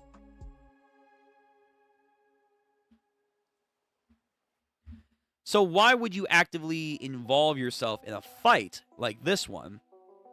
This guy. Nani? You modern sorcerers think incarnating is so easy. I mean, I guess not. To us, it's like coming back from hell. Hell! Somehow I'm getting annoyed. Why do you think someone would agree to Kenjaku's offer in the first place if they didn't have regrets in their first life? The culling game is merely the first step in our second chance at life, but since Kenjaku is the one running the culling game, it's best to get as many points as possible for whatever may happen. Don't you have any friends or a lover? I mean, does that matter anymore? They're no longer here, but maybe he's like, don't you want to be with them? What? Even though I didn't have any friends up until recently, I can't understand you at all. It feels like he's getting on my nerves now. She doesn't know how to handle this guy. Just because you have regrets, and after hundreds or thousands of years, you still won't hesitate to kill people? Why put in all that effort just for yourself? And then she has a flashback towards someone. You're a Fujiwara, aren't you? So, some clan member. Okay, so she did not like that. Whoever that was. I just want to check.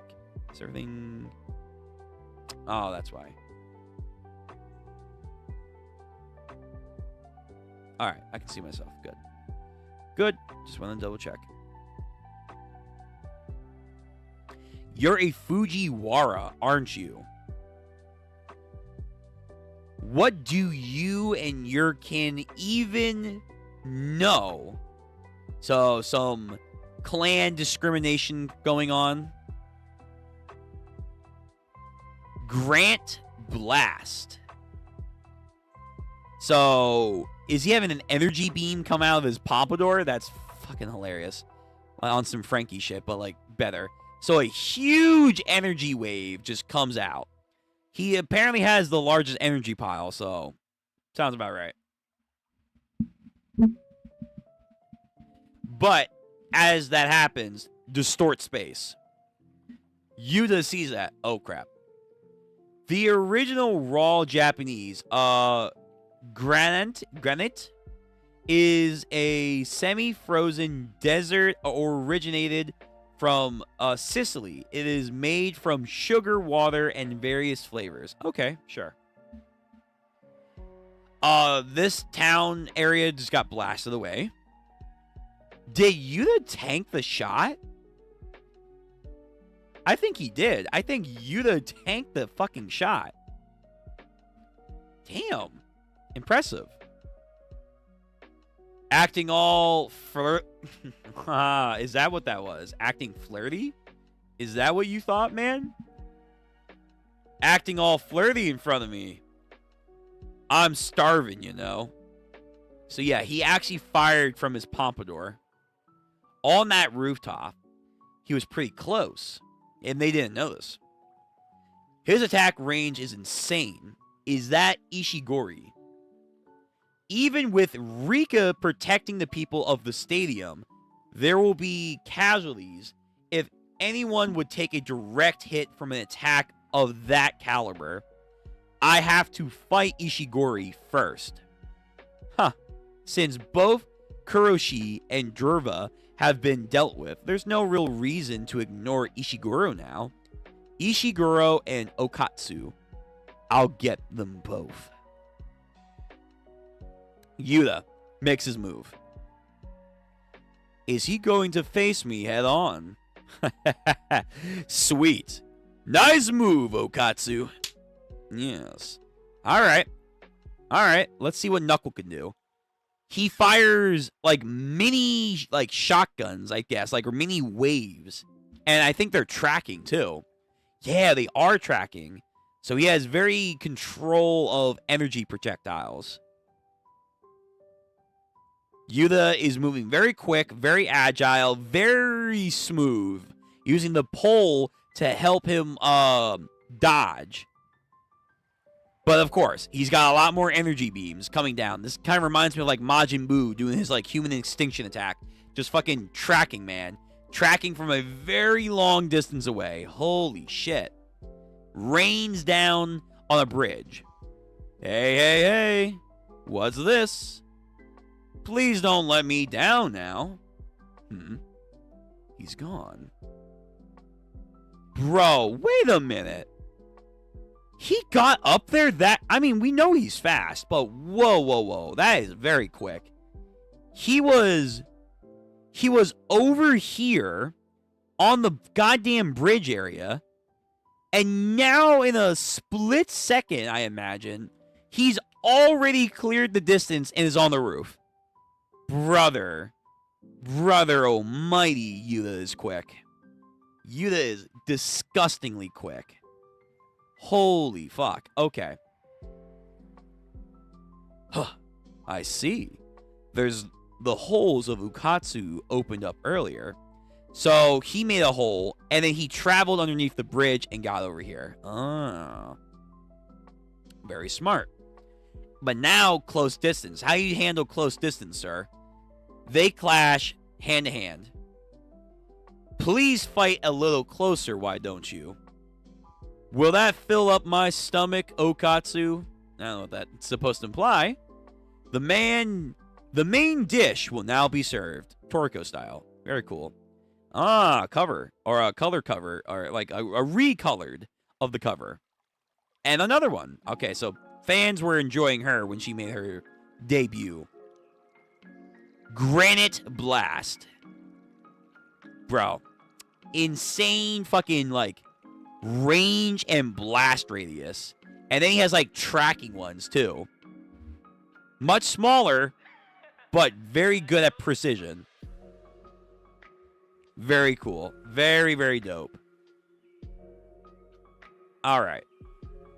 Next chapter. Jujutsu Kaisen, chapter 177. Sandai Colony, part 4. This is a good mix. I like this. Oh, good. We got like a good bunch of it left. Ishiguro Ruri, who prides himself on his overwhelming cursed energy output. Why won't he just accept a sweet death? Because I want to keep fighting, man. Translation note in reference to an Evangelion song. Really? Come sweet death. I actually didn't know that. Hold on, let me look that up. Evangelion song, Come Sweet Death.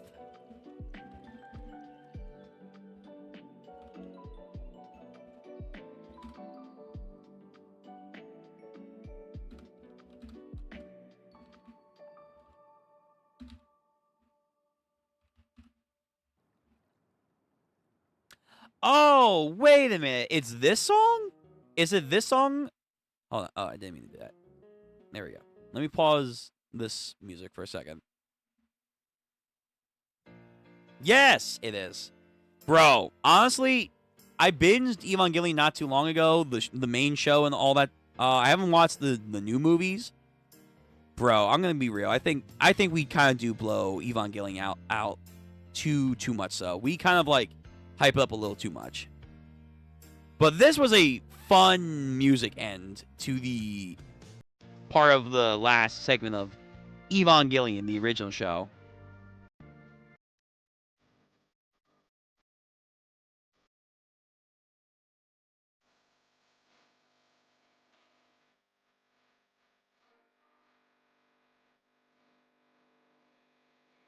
So this is playing as this guy's like fucking staring down Yuda.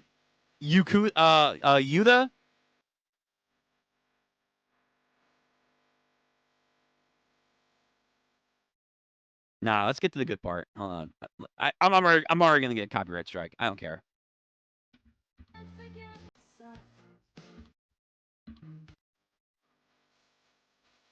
Here we go.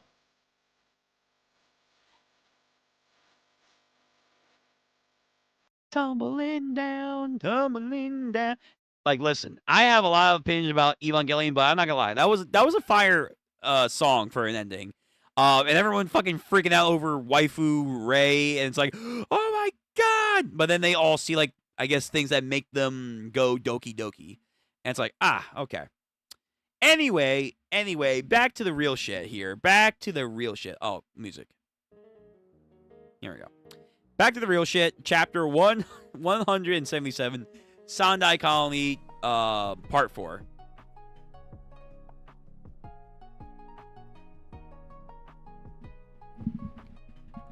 A short-range fight, you say?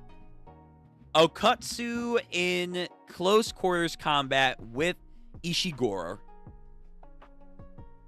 Would you tell a child with a delicious meal in front of them to quiet down and eat slowly? What are you saying? Like, that's kind of lame. That's kind of lame for you to do, man. Should I not? That's true. Perhaps I made a poor analogy there. In my first life, I always ate in moderation. I fought staunch men. I met good women. To be honest, if someone had asked me if I had any regrets in my life, I would have said no. Okay. As he lights up a cig.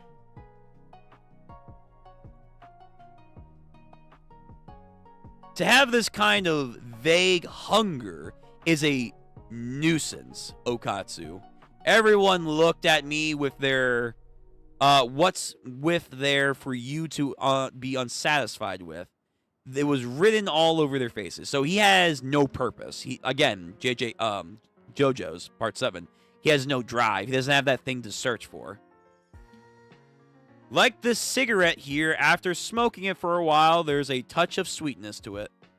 But in my entire life, there was no dessert. Interesting. Here he comes. And as he prepared, he immediately blocked a goddamn, like, quick jab on his right side. Yo, the anime is going to have fun with the combat here. And then cross-check each other. Blocking each other. He's got high offensive power and explosive cursed energy. I almost said cursive. So his high energy output does not only apply to his energy projectiles. It also implies, just like with Yuta against Itadori, he can also manipulate his own energy for combat physical quarters. Also like Hakurei too. Okay. This guy's good. This guy's very, very good. His reactions are fast, too. Without a proper defense, even I will be hurt. So what you're saying is Yuji might have a hard time here, man. He might have a really hard time. His endurance is bolstered by how much curse energy he has. It's like I'm banging on an absurdly large water tank. What's there to be unsatisfied with? Don't you get it? Yuta's kind of like criticizing all these guys that he's fighting against. And as they clash, I think like energy of the highest proportion is emitting. And then it sends out like a shockwave. And Yuta, I think, lost that exchange. So he really does have more energy power than Yuta. Because I never been full. That's why I'm unsatisfied. Like, Yuta was like saying this all in his mind, and he somehow could read it. And he lands in an apartment complex. So here comes Ichigor. Here he comes. Dashing, keeping up with Yuta that got sent flying. Now's loading up his laser, his Pompadour laser. Granite Blast. Fires, but it's in like a more concentrated beam. But I think Yuta is managing to like distort and like send it flying. Ah, so he deflected it with his own bare hands. Woo! Okay. Yo. This guy's good, but one thing Yuta still has, it's speed. This man has disgusting speed. He has incredible speed. And with that, he is just emitting a lot of force and sends him packing into the ground. Ha! You're my dessert, all right. Okatsu. He takes the punch on the head, even though he's in a goddamn crater. And he smiles. Wow. Wow. Okay, this is a good fight. Okatsu, a.k.a. Yuta, again, gets sent flying. She's like, did you forget about me? Hello? I'm right here. Oh, boy. Now it's going to become a 2v1. It's going to become a 2v1. That move wasn't aimed at a person, but rather at the surface of the sky. Like cracking a thin layer of ice while trapping the opponent. Thin ice missile? She's distorting the atmosphere to what? Make ice crystals? Get out of the way. You disgusting woman. Okay. Alright, bud. This is 2025. You gotta be easy with it. Kanji reads, let me zoom in. Kanji reads, territorial, thin, and missile, but is read as Ushabari, which can be written as thin ice. So she manipulated the atmosphere in a way to get ice. I don't know how you do that, but okay. She brings now a grip twist on the atmosphere. Yo, this is crazy Whitebeard shit. And, like, air pressure manipulation from, like, Toriko. She's now diverting the energy around her in a spherical motion. And then sends it now packing to him. Shut up, you dickhead. Yo, take your own shit, man. If you can. She does have a good Uno reversibility. She does. She does. Whew. Well, that's the first time I've been hit by a force to eat my own attack. And he bleeds. It hurts. Okay, so all of them are now... I mean, outside of her, she's like the cleanest one so far. You sure you can take a hit like that? Either way, I've already decided I'm going to toy with you. Reverse curse technique is hard to deal with.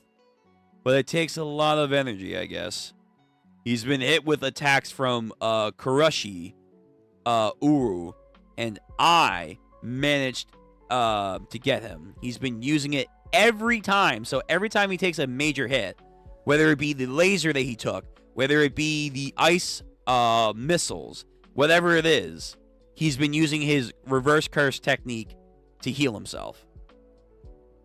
At last, we see the bottom of your cursed energy, Okatsu. Oh, really? Really now?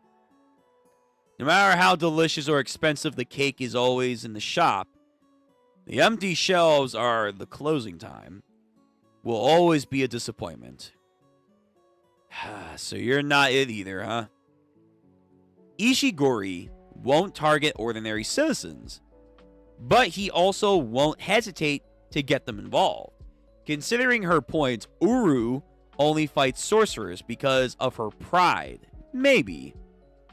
I wanted to stay away from the stadium with everyone in it, but I don't have a choice anymore. Yo, you haven't seen the limits of what I can do.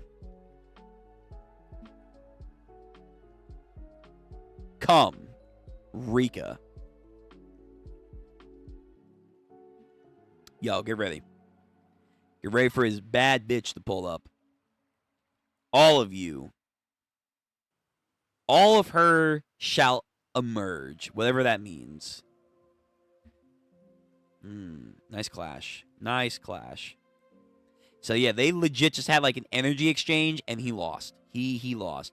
But again, he has speed. He has really good speed.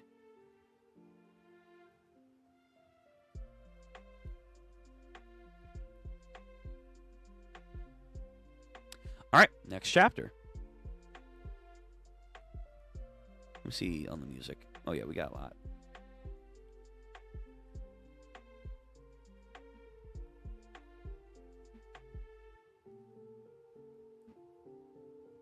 Make sure you hydrate, especially if you're reading like me. Okay, chapter 178 of Jujutsu Kaisen. Sandai Colony. Okatsu once carried a powerful curse and finally dispelled its attack. It after a long battle, but right, give us the information. Woo! It's here. It's here. Rika is here. Rika reveals her full appearance with her... What's her power? Okay, so this is a big deal. So we're seeing something new from Rika. And both of them are like, oh. That's new, and that's terrifying. It's a complete manifestation. Does that mean he hasn't even shown his full power yet? By the way, nice. How does that make any sense? Okatsu's cursed energy is filling up once more. They're linked, man. They're linked. Yuta, which one did this to you? Which one do you want? He's got an arsenal? He's a mini Gilgamesh now?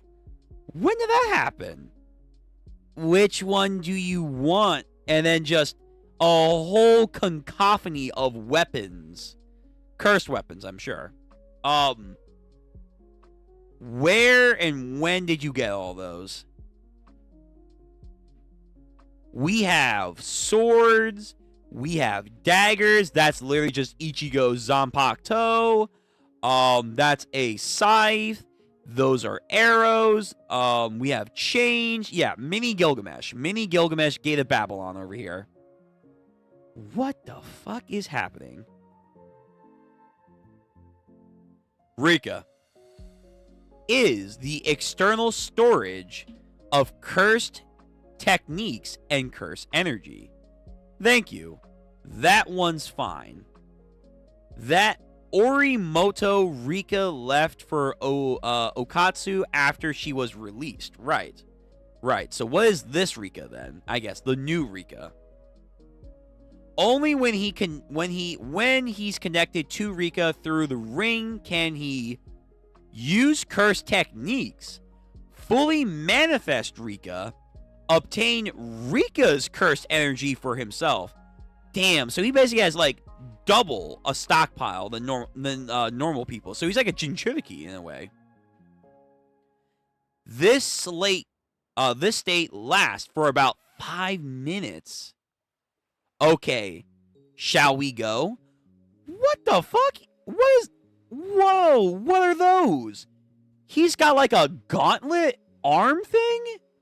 Oh, man. He's got an armory. He has Rika themselves. He can use cursed techniques that we haven't seen yet. And he gets like another stockpile of energy? Brother. No wonder motherfuckers are like, ah, yes, the second coming of Gojo. Like, okay. Oh, my God. Yo, you really haven't seen my final form. Now Rika makes a mad dash. Me first. Don't underestimate me. And as she says that,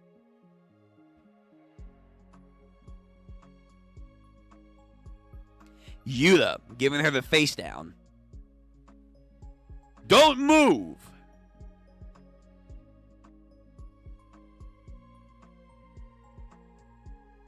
I forget, because it's been a minute. Did he do this in the movie? I know in the movie he learned healing technique. I remember that. When did he learn this technique?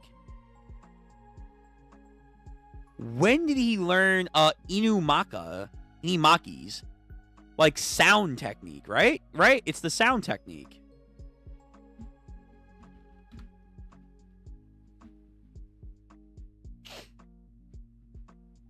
Yeah. When? Wait a minute. What the fuck? When did he get that? Am I forgetting something?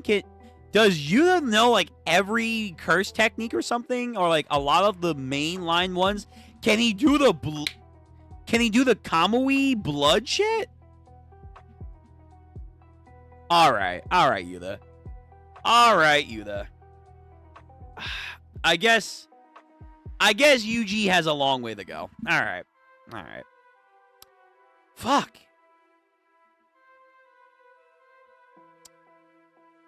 Don't move. Snake eyes and fangs. Cursed speech. So she instantly tries to cover up her face. Her ears. Shit, but in the process now, double team. And they are both giving her the work. Yep. She's getting fucked up now. And in the middle of that, oi, oi, oi. Don't forget, I'm right here. Rika. Woo, what the giving him like a volleyball spike? Yep. Isn't that sickly sweet, fires a condensed laser. And then as she gives him the leap, he fires the laser at Rika, but then Rika just fucking, like, with one arm just bats the laser away like it's no big deal.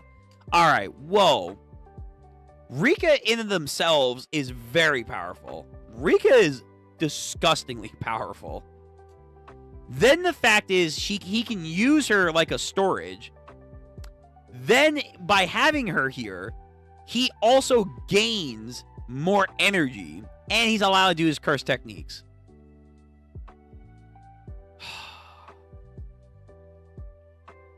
It bounced right off it. Impressive. That was just as strong as Okatsu. Yeah, she just, like, barely singed her. That hurts. But you pissed her off. And then, boom, right in his face. Sends him packing. Then follows, man. Follows up. Where are you going? Boom. But she's not getting in all the hits, too. No. He's keeping his fair shots in as well. Hits her. Knocks her into a building. My stomach craves even more. Shall we feast now, then? Gets ready for, like, more, please. Yuta going ham on the on what's her name? Uru?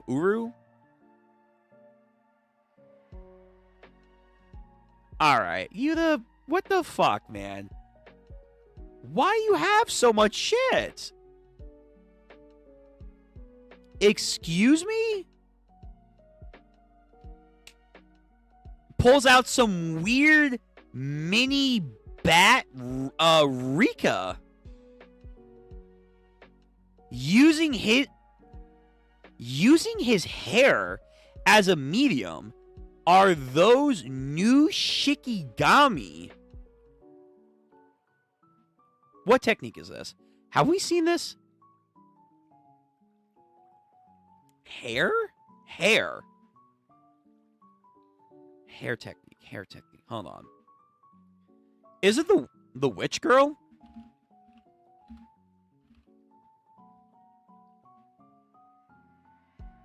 The jet girl, sure.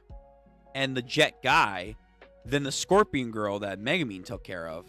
Hold on, witch girl, what was her technique? I gotta be careful with spoilers. I thought she had like a weird broom technique, like where she used her own hair. I thought that was like her deal.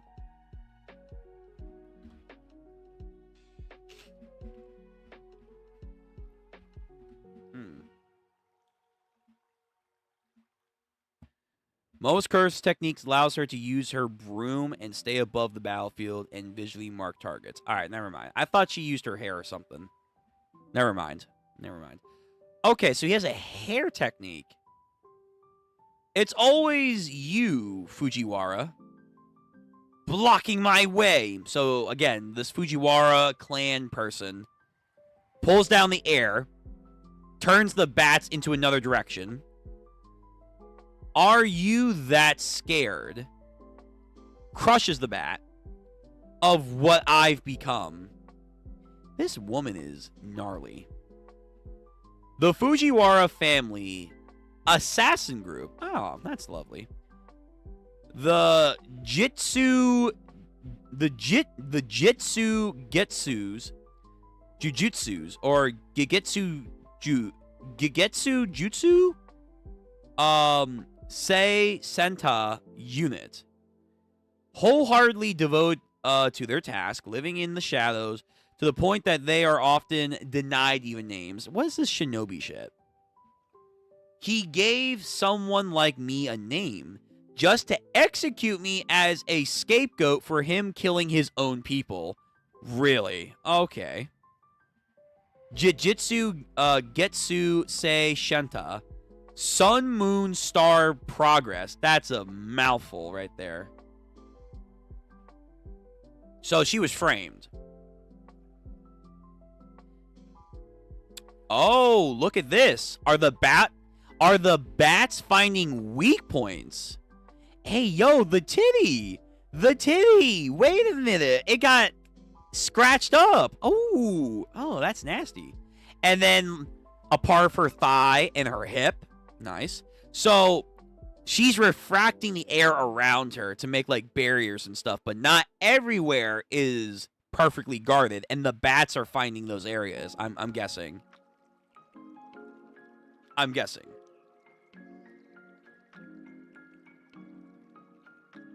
Huh? He's using the orbital trajectory of the Shikigami to make a domain. It's Dervo's technique. Okatsu isn't just a cursed speech user who can control a Shinigami. Okatsu's cursed technique is mimicry. He's Garo? Whoa. Wait, was that ever confirmed? I don't remember that. I don't remember this. His ability is mimicry? He's Midora from Toriko? My ability is mimicry? Hold on. Oh, it didn't load.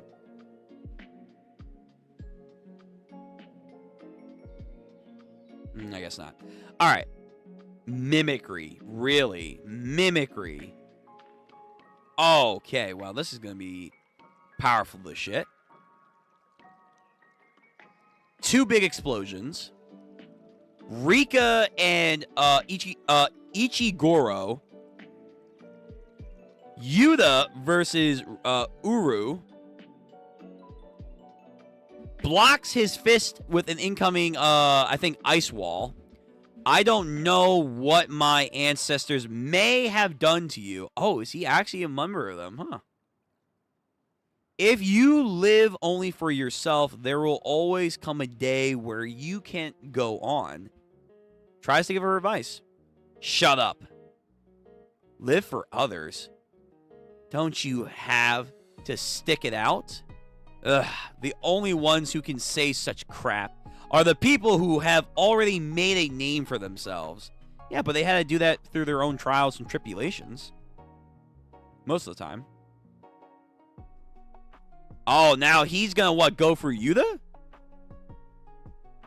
Just shut up already. We aren't here to chit-chat, you know. Goes for his own chest like he's beating a drum. Bam, bam, bam, bam, bam, bam. All of them look at each other.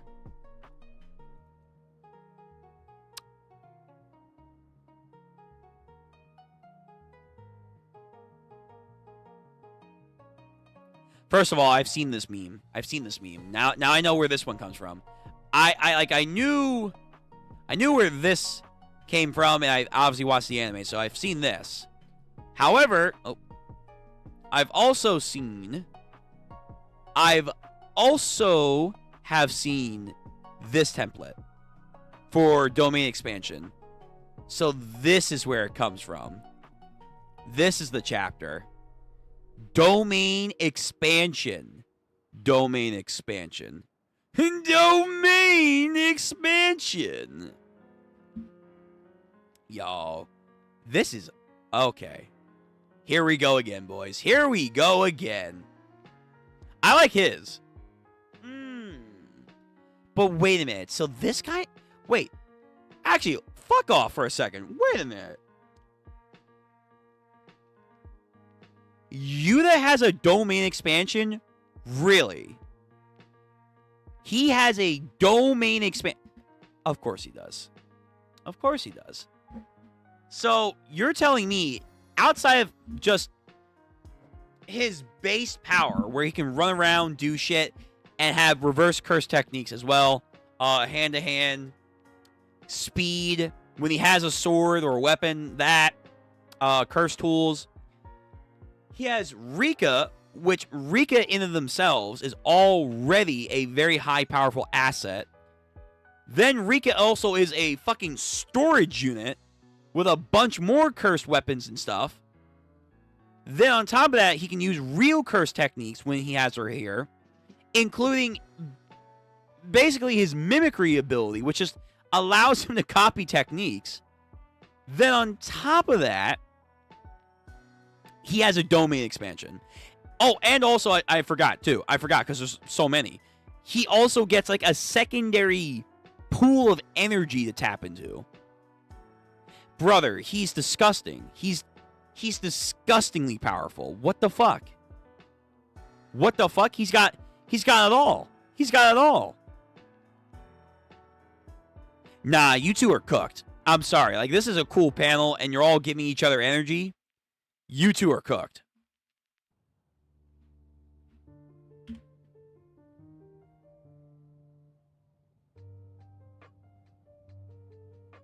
Yo. Oh, my God. I'm sure there's some better colorations out there. This is nice. This is nice, though. Domain expansion. Domain expansion. Domain expansion. Fuck. Okay. All right. Yeah, I'm liking this arc even more. Next chapter.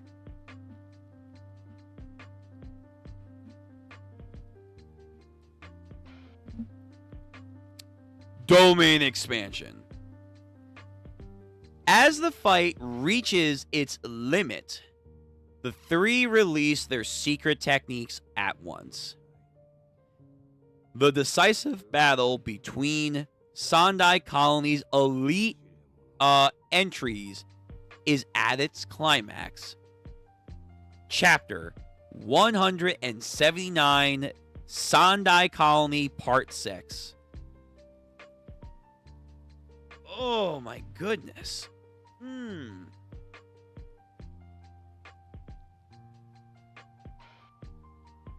The showdown begins. When domains collide, their respective must-hit target will then cancel out with one another. Oh. To keep Okatsu from getting an advantage here, they cannot let Rika enter the barrier. Uru and Ishiguro's interests are then aligned. Even if someone enters the barrier later, I don't want to waste my time. We're going to settle this sweetly. So if their one-hit techniques are canceled out, is it then kind of like Megumin's then, where like all of them are getting like boost to her abilities? Which that would be insane. Like if Yuta could learn that version of like using the domain expansion, where it's like an incomplete version, then his stats get 120 buff. Whew! 120 buff Rika? Yikes. Yikes. So yeah, their barriers from the domain are overlapping with one another. Previously, Rika had been thrown 20 meters away by Ishiguro's attack, meaning there was no need for any schemes since it was impossible for her to catch up with the barriers. But the will bequeathed to Rika by Orimika Rika simply couldn't allow this to happen. Give Yuta back, and then opens her eye again like last time. Rika's power output has reached a new level. What the fuck? Why? Just some intense power-up shit. Give him back. And then by doing that, she's now evolved or some shit. In that moment,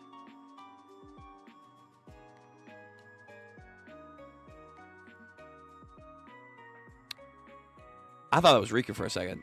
No. Yo, Buggy.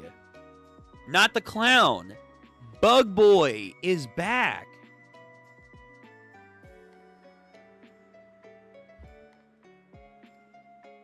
Whew. Oh, fuck. Oh, fuck.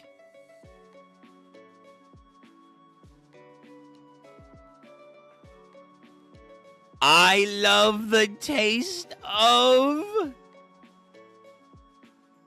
iron. The black demon of the modern era dances within the barrier. Is he gonna go for Rika? Is he gonna try and absorb Rika? Oh, no.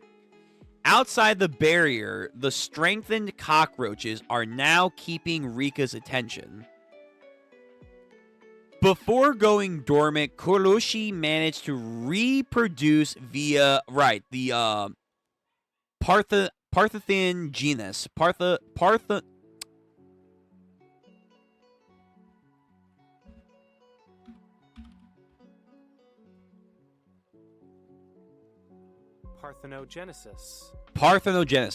That. Reproduction from the ovum without fertility, especially as a normal process in some invertebrates. Lizards are like the best example where like they can kind of multiply themselves a lot quicker.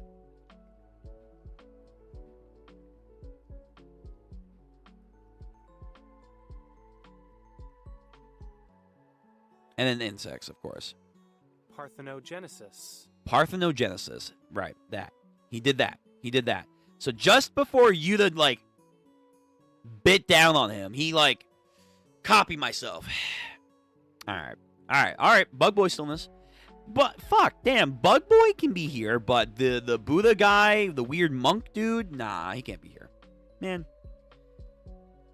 When the parent died, the cursed energy from the entirety of Japan's fear was transferred into the body of its child. On some Biru shit. Even if the player Kurutsugu has died, the cursed spirit Kurutsugu continues to thrive. Damn, he kind of cheated the system then.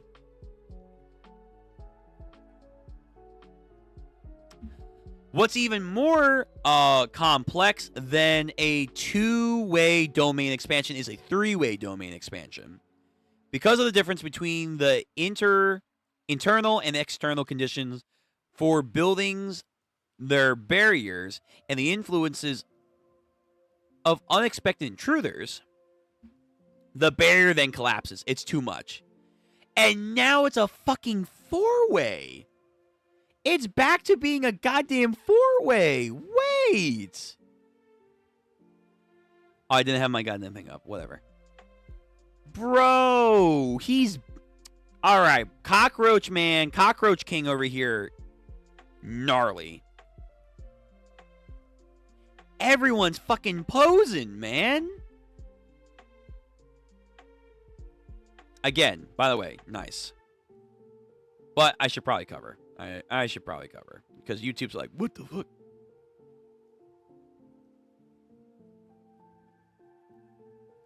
When Uru turned her attention to Kuroshi, a tricky opponent for her, it didn't escape Yuta's notice. So he uses that then to be like, trick shot. Gotcha, bitch. Knocks her ass down. And now she's facing the goddamn Roach Lord himself. Takes a bunch of air. Right after a domain expansion, too. Ooh.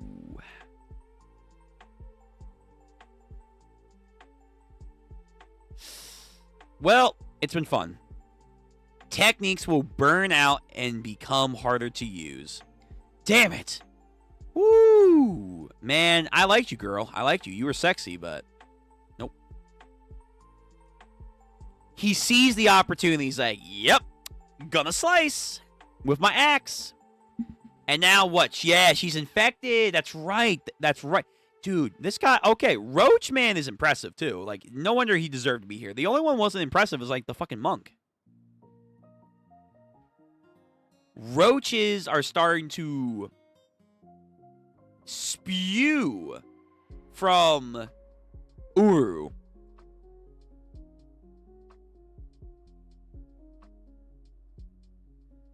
And then in that... Oh, damn! Rika eats the arm that falls off. Ew. You sure do things thoroughly, Okatsu. Even if the Uru can use a reverse technique, recovering a missing limb is not an easy trick. Yeah, especially after a domain expansion. How dare you take my arm? Fujiwara. That's enough, Uru. Ishiori's technique is cursed energy release. You haven't been invited to the meal. Yeah? Is she being kicked out? She's no longer worthy? Uru. Roach Man. Granite Blaster. Yuta, shocked. Ishiguro is the only sorcerer who has the same attack output whether he's using a curse technique or not. Damn. It's consistent. So in the midst of that, she gets hit, and Roachman lives, but gets hit. Yo, this battle is becoming crazy. Brother, again? Yo, this guy gets caught off guard way too easily. Sees that. Got him. Got him. Bro. And now it's just Yuta and Ishiguro, I think. Come. The table is set. What the fuck is happening? Okatsu.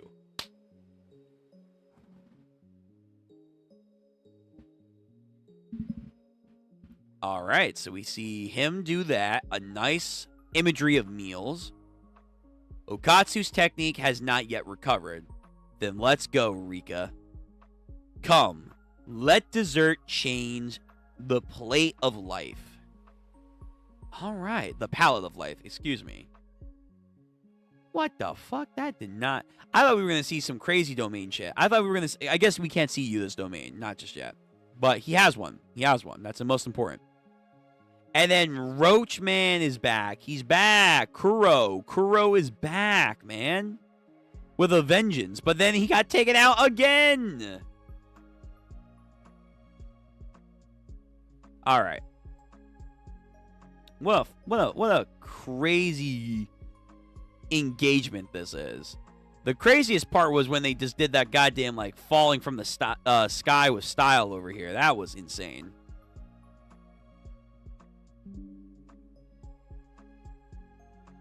Just want to make sure we're reading okay over here. Yeah, we are. All right, let me see. What time is it? Okay, let's read... We'll read this chapter that's coming up next, and then maybe we'll read one more chapter. Ah, Original Rika. Original Rika. Okay, so we now have chapter 180 of Jujutsu Kaisen, Sandai Colony number 7. She loves him after death, and she loves him in the afterlife. The form of this love stays with him by his side. Is that a crown of flowers? Okay. Yo, music OST is so good for this. I'm going to save this for later. What are you doing? What? Don't tell... No. There's no way...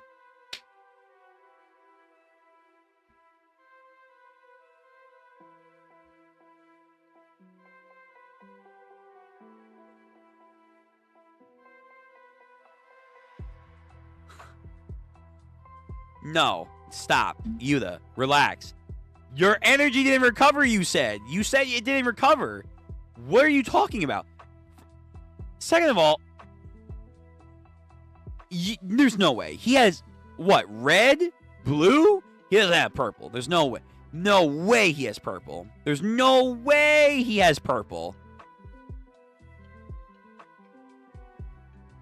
Such an accurate and high-powered blast of cursed energy can only be released when Rika is fully manifested.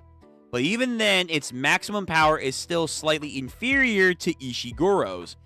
Quickly accumulating cursed energy and attacking before Ishiguro can reach his maximum output. Reminds me of Furin. It's not a matter of if you can have more energy than them. It's a matter of how much energy are you coagulating at a very quick rate and then releasing. That's what matters. That's what matters. There's the goddamn shotgun method, and then there's the sniper method. It's time for Okatsu and Ishiguro's settlement. Should have been the only option, but Ishiguro has lived 400 years of desire, and slumbering gaze resulted from that. Okay. Okay, wait. I think I'm mistaken. I don't think that's Yuta. I think that's like the swirling energy of Ishiguro's pompadour.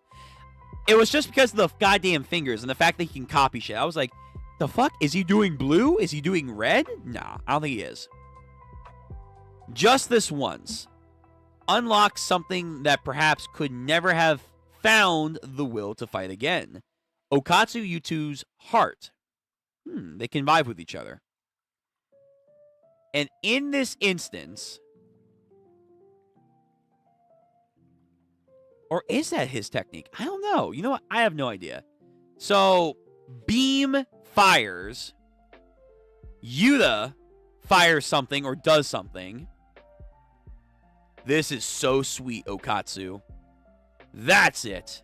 Let's continue this as many times as we can. Rika charges. Yuta goes.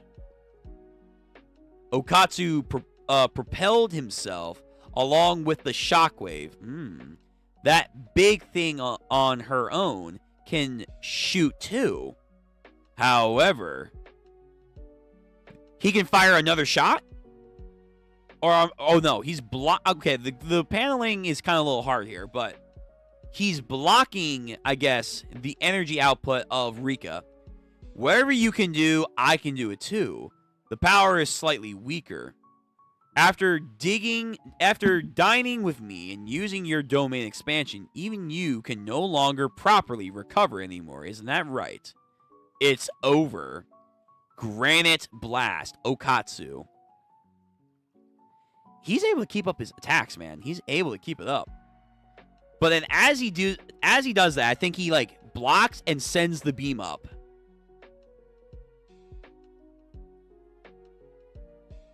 Oh my god.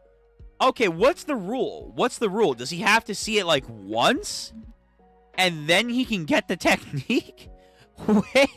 Wait a minute. Wait a minute. Wait a minute. Also, he recovered quick. He has a quick recovery. Brother, seriously. Alright, Yuta, you're very overpowered. Like, you were already disgusting before. This is insane. What's the rule? There has to be a rule here. Like, he has to see it and understand it. Or, like, maybe get explained to him. I don't know. He has Uru's technique to manipulate the air. Wow. Wow, wow, wow. Technique already fully recovered. What? Just now, that was Uru's technique. I doubted he was simply a cursed speech user in the first place. Thinking that big thing in Okatsu must have been a different technique. But no, I was wrong. Okatsu's technique is simply mimicry. However, there should be a strict condition to this. When was he able to fulfill the condition? Was it sometime I didn't notice? Unless there is no condition. No, that's bullshit. That's massive bullshit. If there's no condition, it's just what? See the curse technique? Mine. No, there's gotta be a condition. If not, that's insanely overpowered. He's insanely hacks. Like if that's the case, he could copy Limitless. He could copy Limitless, Infinity, and just have a fucking wall in front of him. No, there's gotta be a limit. Rika, Rika biting the arm? Was it then?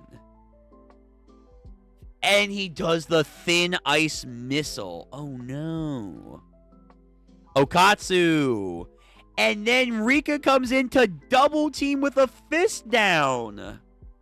Oh, buddy. 5 minutes. Oh, they're up. So now she reverts. She reverts back into like her shadow form. The condition or the connection between Rika and Okatsu has ended.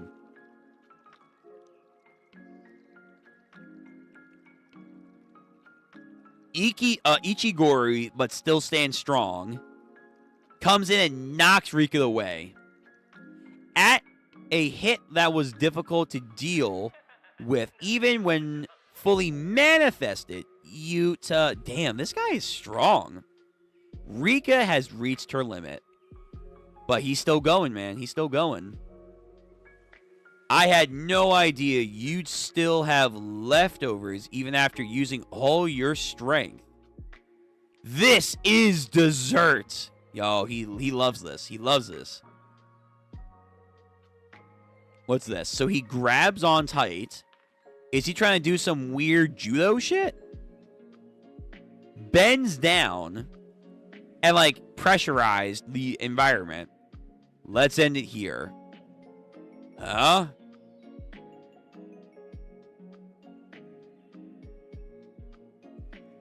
The fuck is that? Wait, whoa. Something's coming from the sky. And I think lands right on Yuta? Wait, what the fuck just happened? What the hell just happened? Is Bud standing or is he resting? This is my using Uru's technique.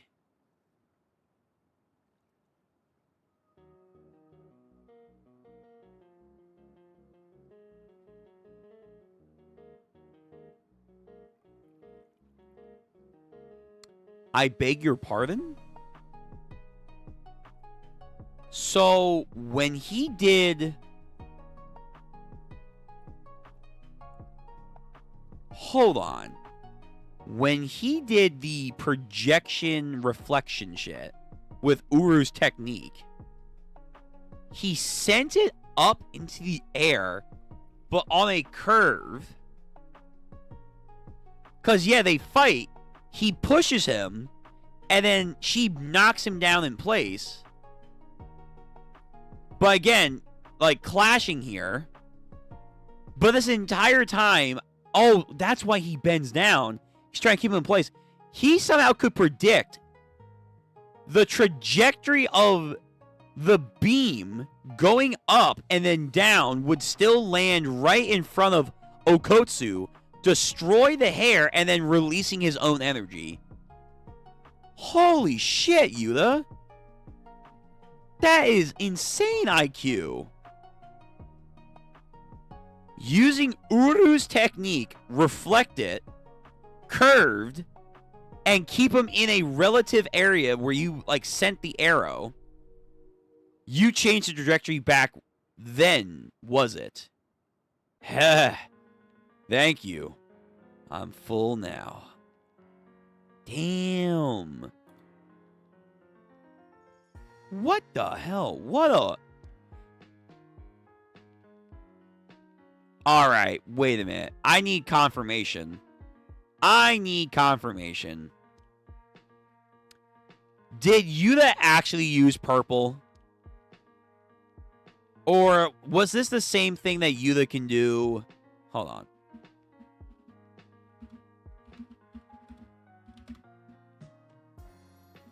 Like, remember against Ghetto?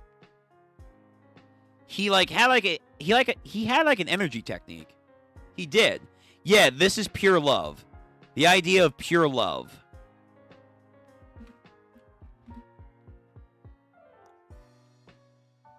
What was it? Yeah, and then just bombarded. Yeah, hold on. If it can load. Like, yeah, this. It's not purple. It's not purple. Yeah, you just have some weird pure love energy shit. I have no idea. I honestly don't really know exactly how this works, but yeah, this shit. Although I feel like the movie gassed that thing up way more. Way more. Way more. But to be fair, he is also tired. He is also tired.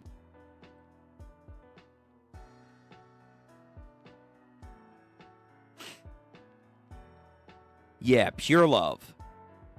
Pure love, end quote. That's what he was doing here. That energy technique. It's not purple. It's not purple. Fuck no. He does not have, like, Gojo's techniques. I would hope not. That would be way too much. Like, seriously? He can copy Gojo's techniques? Really now? Still, though, this is awesome. This is a good panel right here.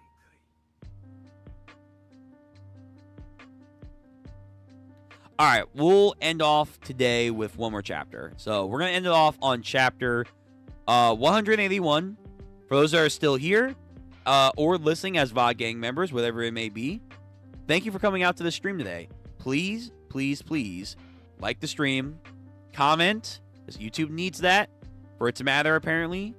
Bell notifications so you know when we go live with our future JJK read-throughs or other read-throughs or games or watch-alongs and other stuff in the future. And if you would like all that and more and enjoy my content and my personality, please subscribe. Please, please, please. Last chapter of the evening. 181. Very nice. So Yuji, Megumin, and Yuta.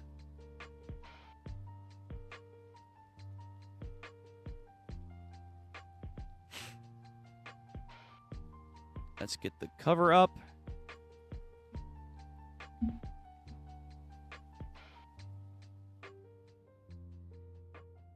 Hey, that guy just now, and that foreign kid, he came to submit a manga. You don't see that often. Again, today, there's someone who wants to create the world known as manga. What the fuck is this? What is this, like, self-insert story right here? Excuse me? Hold up. Let me...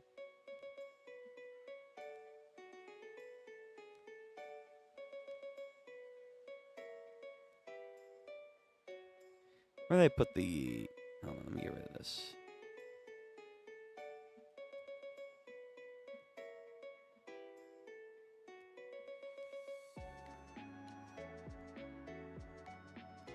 There it is. Just want to check that. How much more of the music? Okay. All right. What is this self-insert story here, Gigi?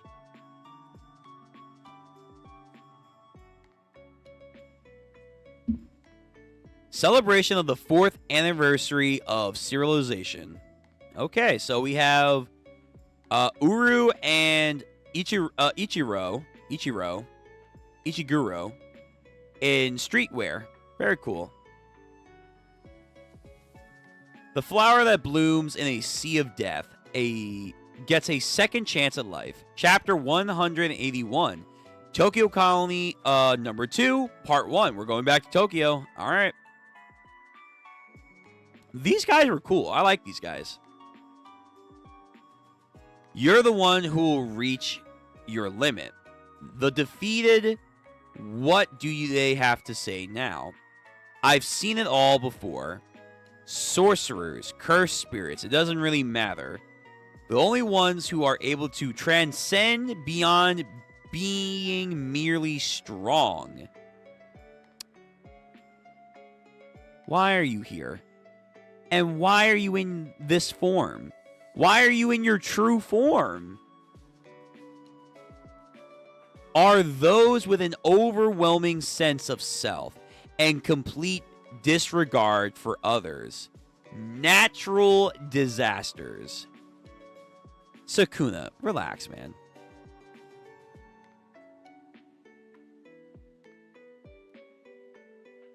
Where is he coming from this? You're too sweet, Yuta. I mean, sweetness is a virtue. That isn't praise. Oh, wait a minute. That's... Oh, hold on. Okay, I was about to say, why is he in his goddamn form? Never mind. Never mind. That's not Sukuna talking. I thought it was, like, for some reason. No. This is Ichigoro,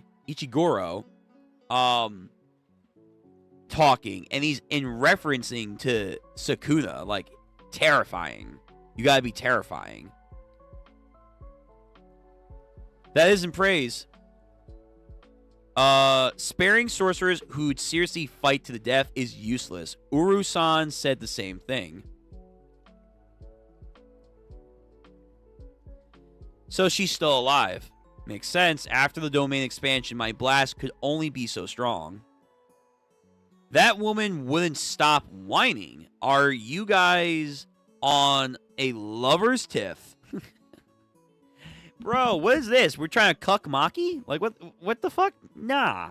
He likes his girls muscular, excuse you. I guess you could say that. Please pay more attention to her. What the fuck? Yuta, stop. You're going to give people the wrong idea. Anything I say will end in violence. She won't listen to me because, unlike her, I'm blessed. Oh. I see. I don't really get it, though. Well, either way. Hey, please give me your points. Rule 10. Players may transfer a number of points to those they choose to be for another player. So that's how it is, huh? If it wasn't for this, you would have killed us both, right? Yeah, would I?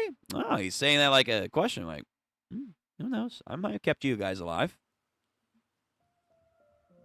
You should say thanks, my friend, for that. Hey, Yuta making friends. After receiving points from Uru Takaru and Ishiguro Ryu, Ukatsu Yuta now owns 200 points. Defeating Juruvu and Kuratsu gave him 20 points. Oh. Hold on. Is that Miwa? I think that's Miwa, guys.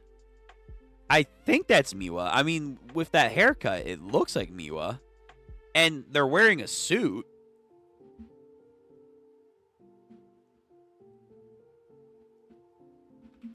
It's been like a hot... Yeah, wait a minute.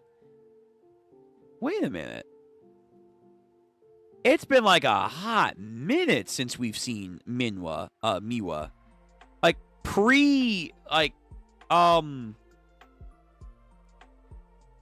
Shibuya.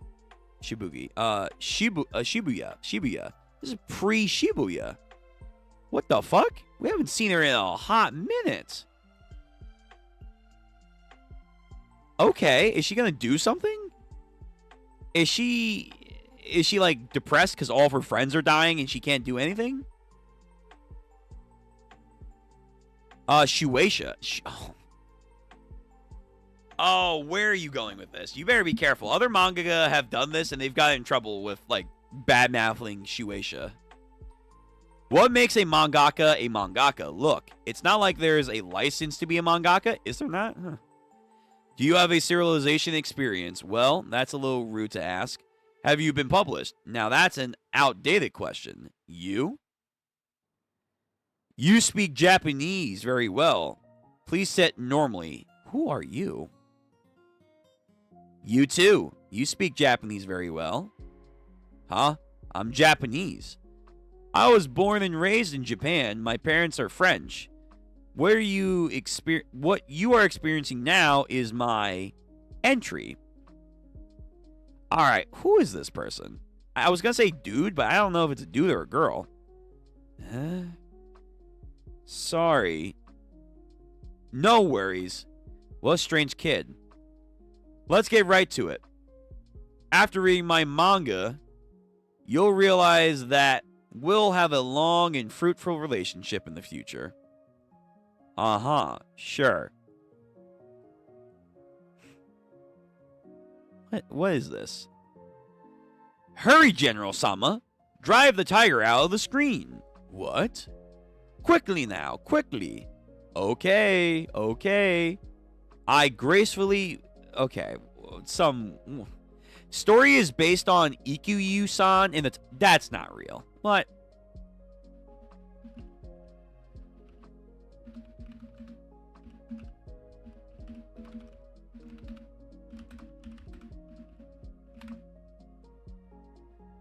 What?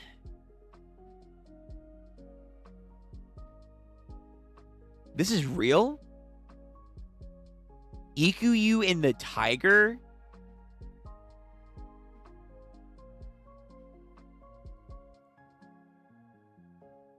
Alright, what is this?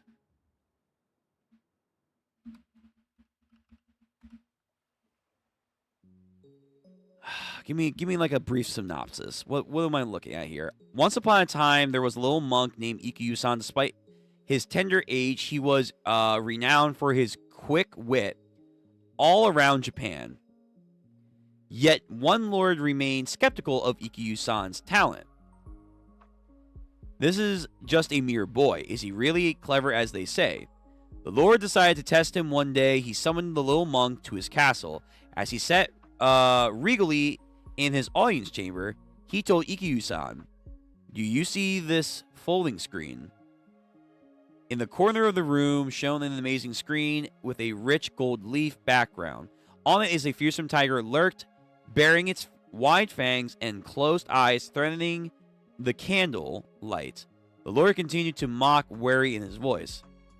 "Since I have brought the masterpiece, bad things happen in the middle of my night. I command you to tie the tiger of my folding screen." Ikkyu paused a moment, then smiled sweetly. Alright, I wanted a brief synopsis. Alright, so somehow he did some, like, weird chicanery or whatever, and he lassoed the tiger. He somehow lassoed the tiger.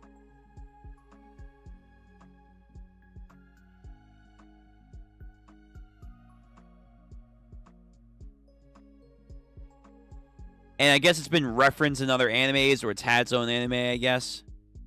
Okay. Sure. Why not? Why not? Stories based on legends and classic stories are pretty common, but that's not necessarily a bad thing. But isn't this a little too adult-oriented? Is it? Oh, because, some weird, like, girl bikini tiger got pretty common, you say. The main character gets pranked by the general every night and has to deal with the illogical problems like how to catch a tiger in a screen. But the tiger is actually a cat girl, and the main character is enchanted by her. Instead of using an improvised witty dialogue, he's just coped the same answer Ikkyu-san did in the original story. I mean, you could make it like a spoof story, I guess. It's actually quite hard to understand, or perhaps you could say the context is just too specific. We're Shonen Magazine, after all. The latter developments are quite curious. Is this a comedic story or a horror story? Ooh. That's a dark turn. If you want to combine multiple genres, you'll find it weakens the story. It depends. It depends on how you do it. Like, if you want to have, like, a story be comedic, but have serious combat stuff, and then weed into it, like, let's say One Punch Man, you can do that.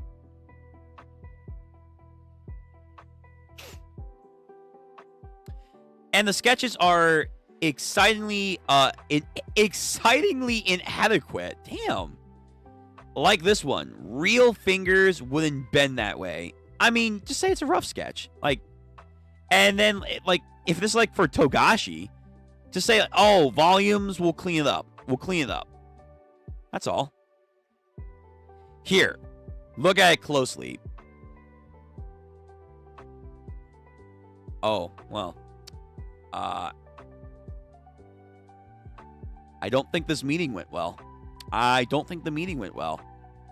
So as Bud says that, he grabs his finger.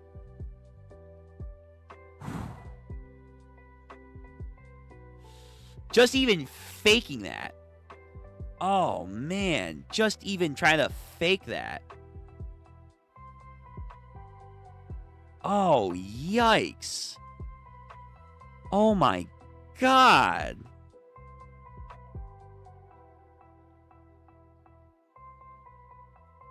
All right, what's going on here? What is this? What is this side story? What is this B plot? And then he goes, ow. No, dude, you would be not saying ow. You'd be like, God!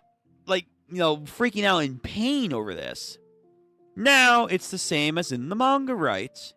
If you really care so much about realism, then just watch live-action movies or look at photos. Fair argument. I mean, I wouldn't have done this, but fair argument. Charlie's Burnand, culling game player. Another... Why are there so many eccentric motherfuckers here? He's like the lawyer, but like OD. What kind of place is this? Are you really publishing house? How come you don't get it? It boldness and feather that those technically correct drawings can never reveal. I'm done speaking with you. Guards! Does Shueisha have guards? Do they? Yo. Again, this is very bold. Other manga have definitely slandered Shueisha in the past, especially shonen mangakas. Like, it's there. They get in trouble, though, if they do it too much. I feel like this was a very bold choice, GG. What the hell is it? What is a manga? What is a mangaka? Yo, okay. The answer. Have you ever figured it out yet? Hell if I know. Really? Hikari. Hikari and, what's his name? Charles are about to scrap. November 12th, 12/11. Okay, where is this fight gonna go? Luckily, the electricity is still working around here. I'm not feeling lucky at all, you know. I'm resorted to riding a Ferris wheel with a guy. Dude, aren't you dating a femboy? You know what? Let me not dive in that water. Let me not dive in that. You could have just turned me down, you know. Yeah. This is just a preview of a preview. See, after all, I didn't know when I'll be able to come here with a woman. Well, you're optimistic. Do you really think Tokyo will ever come back to normal after this? Yeah, kind of out of the bag. Also, what are you doing with the dialogue here with women here? No. That's exactly the opposite of me. I came here to watch the final scene from afar. Ever since Tokyo filled up with monsters and with curses, no one's published manga anymore. In the end, mangaka and editors ended up the same way. I respect them. I love them. I felt this way towards so many mangaka, towards so many works. I need to ask you for something. Give me a reason to fight. In the culling game, the only reason to fight are negative, whereas in a battle of a manga, you have to give the readers a positive reading. What is this meta, like, writing right here? Please, let me hate you. Hate you so much that I want to kill you. You want to be a mangaka, right? Kui. French for yes. I wouldn't read your manga if you begged me to. I want to catch your gloomy funk. Alright? That might do it. So why don't you stop whining and go all out? Disgusting otaku. Why'd you have to say something so awful? So that's what we do. Okay, I think this is a good place then to stop then. Okay, so the color pages are saying that it is Miwa. So Miwa's coming back, huh? Yo, crazy Sukuna stuff right here. Okay.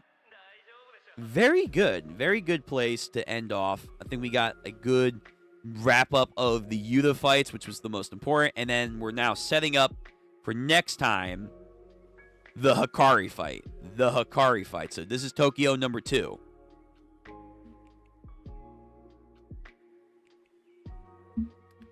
Interesting dialogue. I'm sure Gigi feels some certain ways towards Shueisha and had some actual expression here. What the hell is it? What is a manga? What is a mangaka? The ideas of like giving the readers something to inspire to while they're reading this so they can enjoy the story.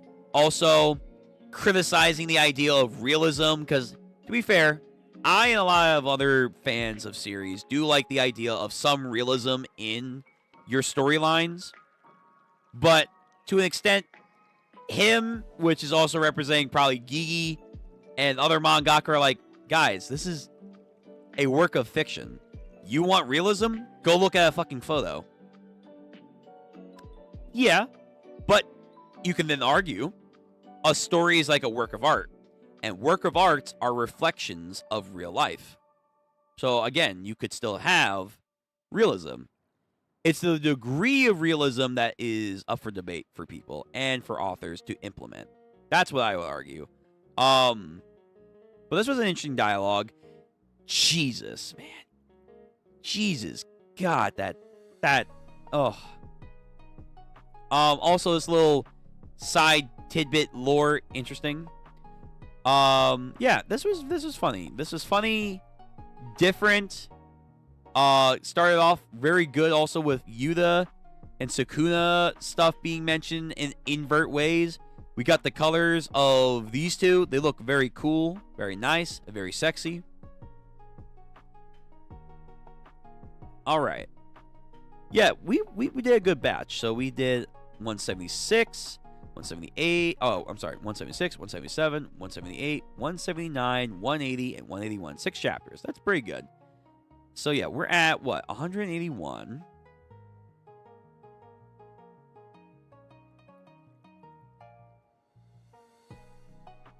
Yeah, we're at 181. We're like 90 chapters away from finishing off JJK. So the game plan is going to be, we're going to finish JJK. We'll get into the sequel series and read however many chapters are out. And until it's over, I think they did say it's not going to be a long run. Fair enough. Maybe they'll change their mind. But once we are caught up officially and doing this sequel stuff, we're going to move on to other content. We're going to probably add in Iruma-kun to our Sunday rundown. Try catch back up to the manga. And we'll probably do Gachi Koda. We'll do Gachi Koda. We'll probably start Gachi Koda once we're all caught up. So bringing a little old and bringing a little new into our Sunday rundown. So Sunday is going to be Ichi, JJK sequel in the future, Iruma-kun, and Gachi Koda. That's a good lineup if you ask me, man. That's a very good lineup. It's a very good lineup. I'm excited to get into this too. They already got peak fiction memes. They got peak fiction memes already? All right, this better be good. This better be good. But this is a little ways away still. We still got like 90 chapters. We still got like 90 some odd chapters of JJK to read through. Well, we're getting there. We are getting there. But yeah, very good amount today. Very exciting. So, thank you guys for coming out. I appreciate all of you. You guys make this possible. You guys make me more motivated every single day to do streams. And I couldn't do this without you. So, thank you again. If you like my stuff, please, you know what to do. Like, comment, bell, subscribe. And next stream will be for Fate. We, again, are going to try and muscle through Fate this week as well. We should probably be done after 2 streams. And then we can get a poll up to see what we're going to do for our new, video game setup, where we're going to have one video game series. And then the other days that we do play are just going to be, what we're feeling out. And then going forward, for watch-alongs, we are also going to have, multiple series. So that would be a little bit more interesting. Just to freshen it up a little bit. Yeah. And then stay tuned to more read-throughs. Again, like I mentioned there, but we will also be doing some Korean webtoons, so stick tuned to that. We'll probably do that. And this week, we're going to be getting into JoJo's Part 8. We are starting that. It's going to be fun. I'm excited. I have heard mixed feelings about JoJo's Part 8. We'll see where that goes. But yeah, until next time, which will be the Fate stream, or if you're here for JJK, I will see you next Sunday, of course. And if you're here for Ichi the Witch from earlier, much appreciated for you sticking around. And again, if they're out Sunday, I will read both Sunday. So, until then, guys, take care, stay safe. Hope you're having a good day, a good night, or a good evening, or I guess that's afternoon. Fuck. You know what I'm trying to say. Take care of yourselves, stay hydrated, have a nice one. And until next stream, I hope to see you all, guys, having a good time. Later, peace, adios, all that jazz. All right, I'm going to shut up.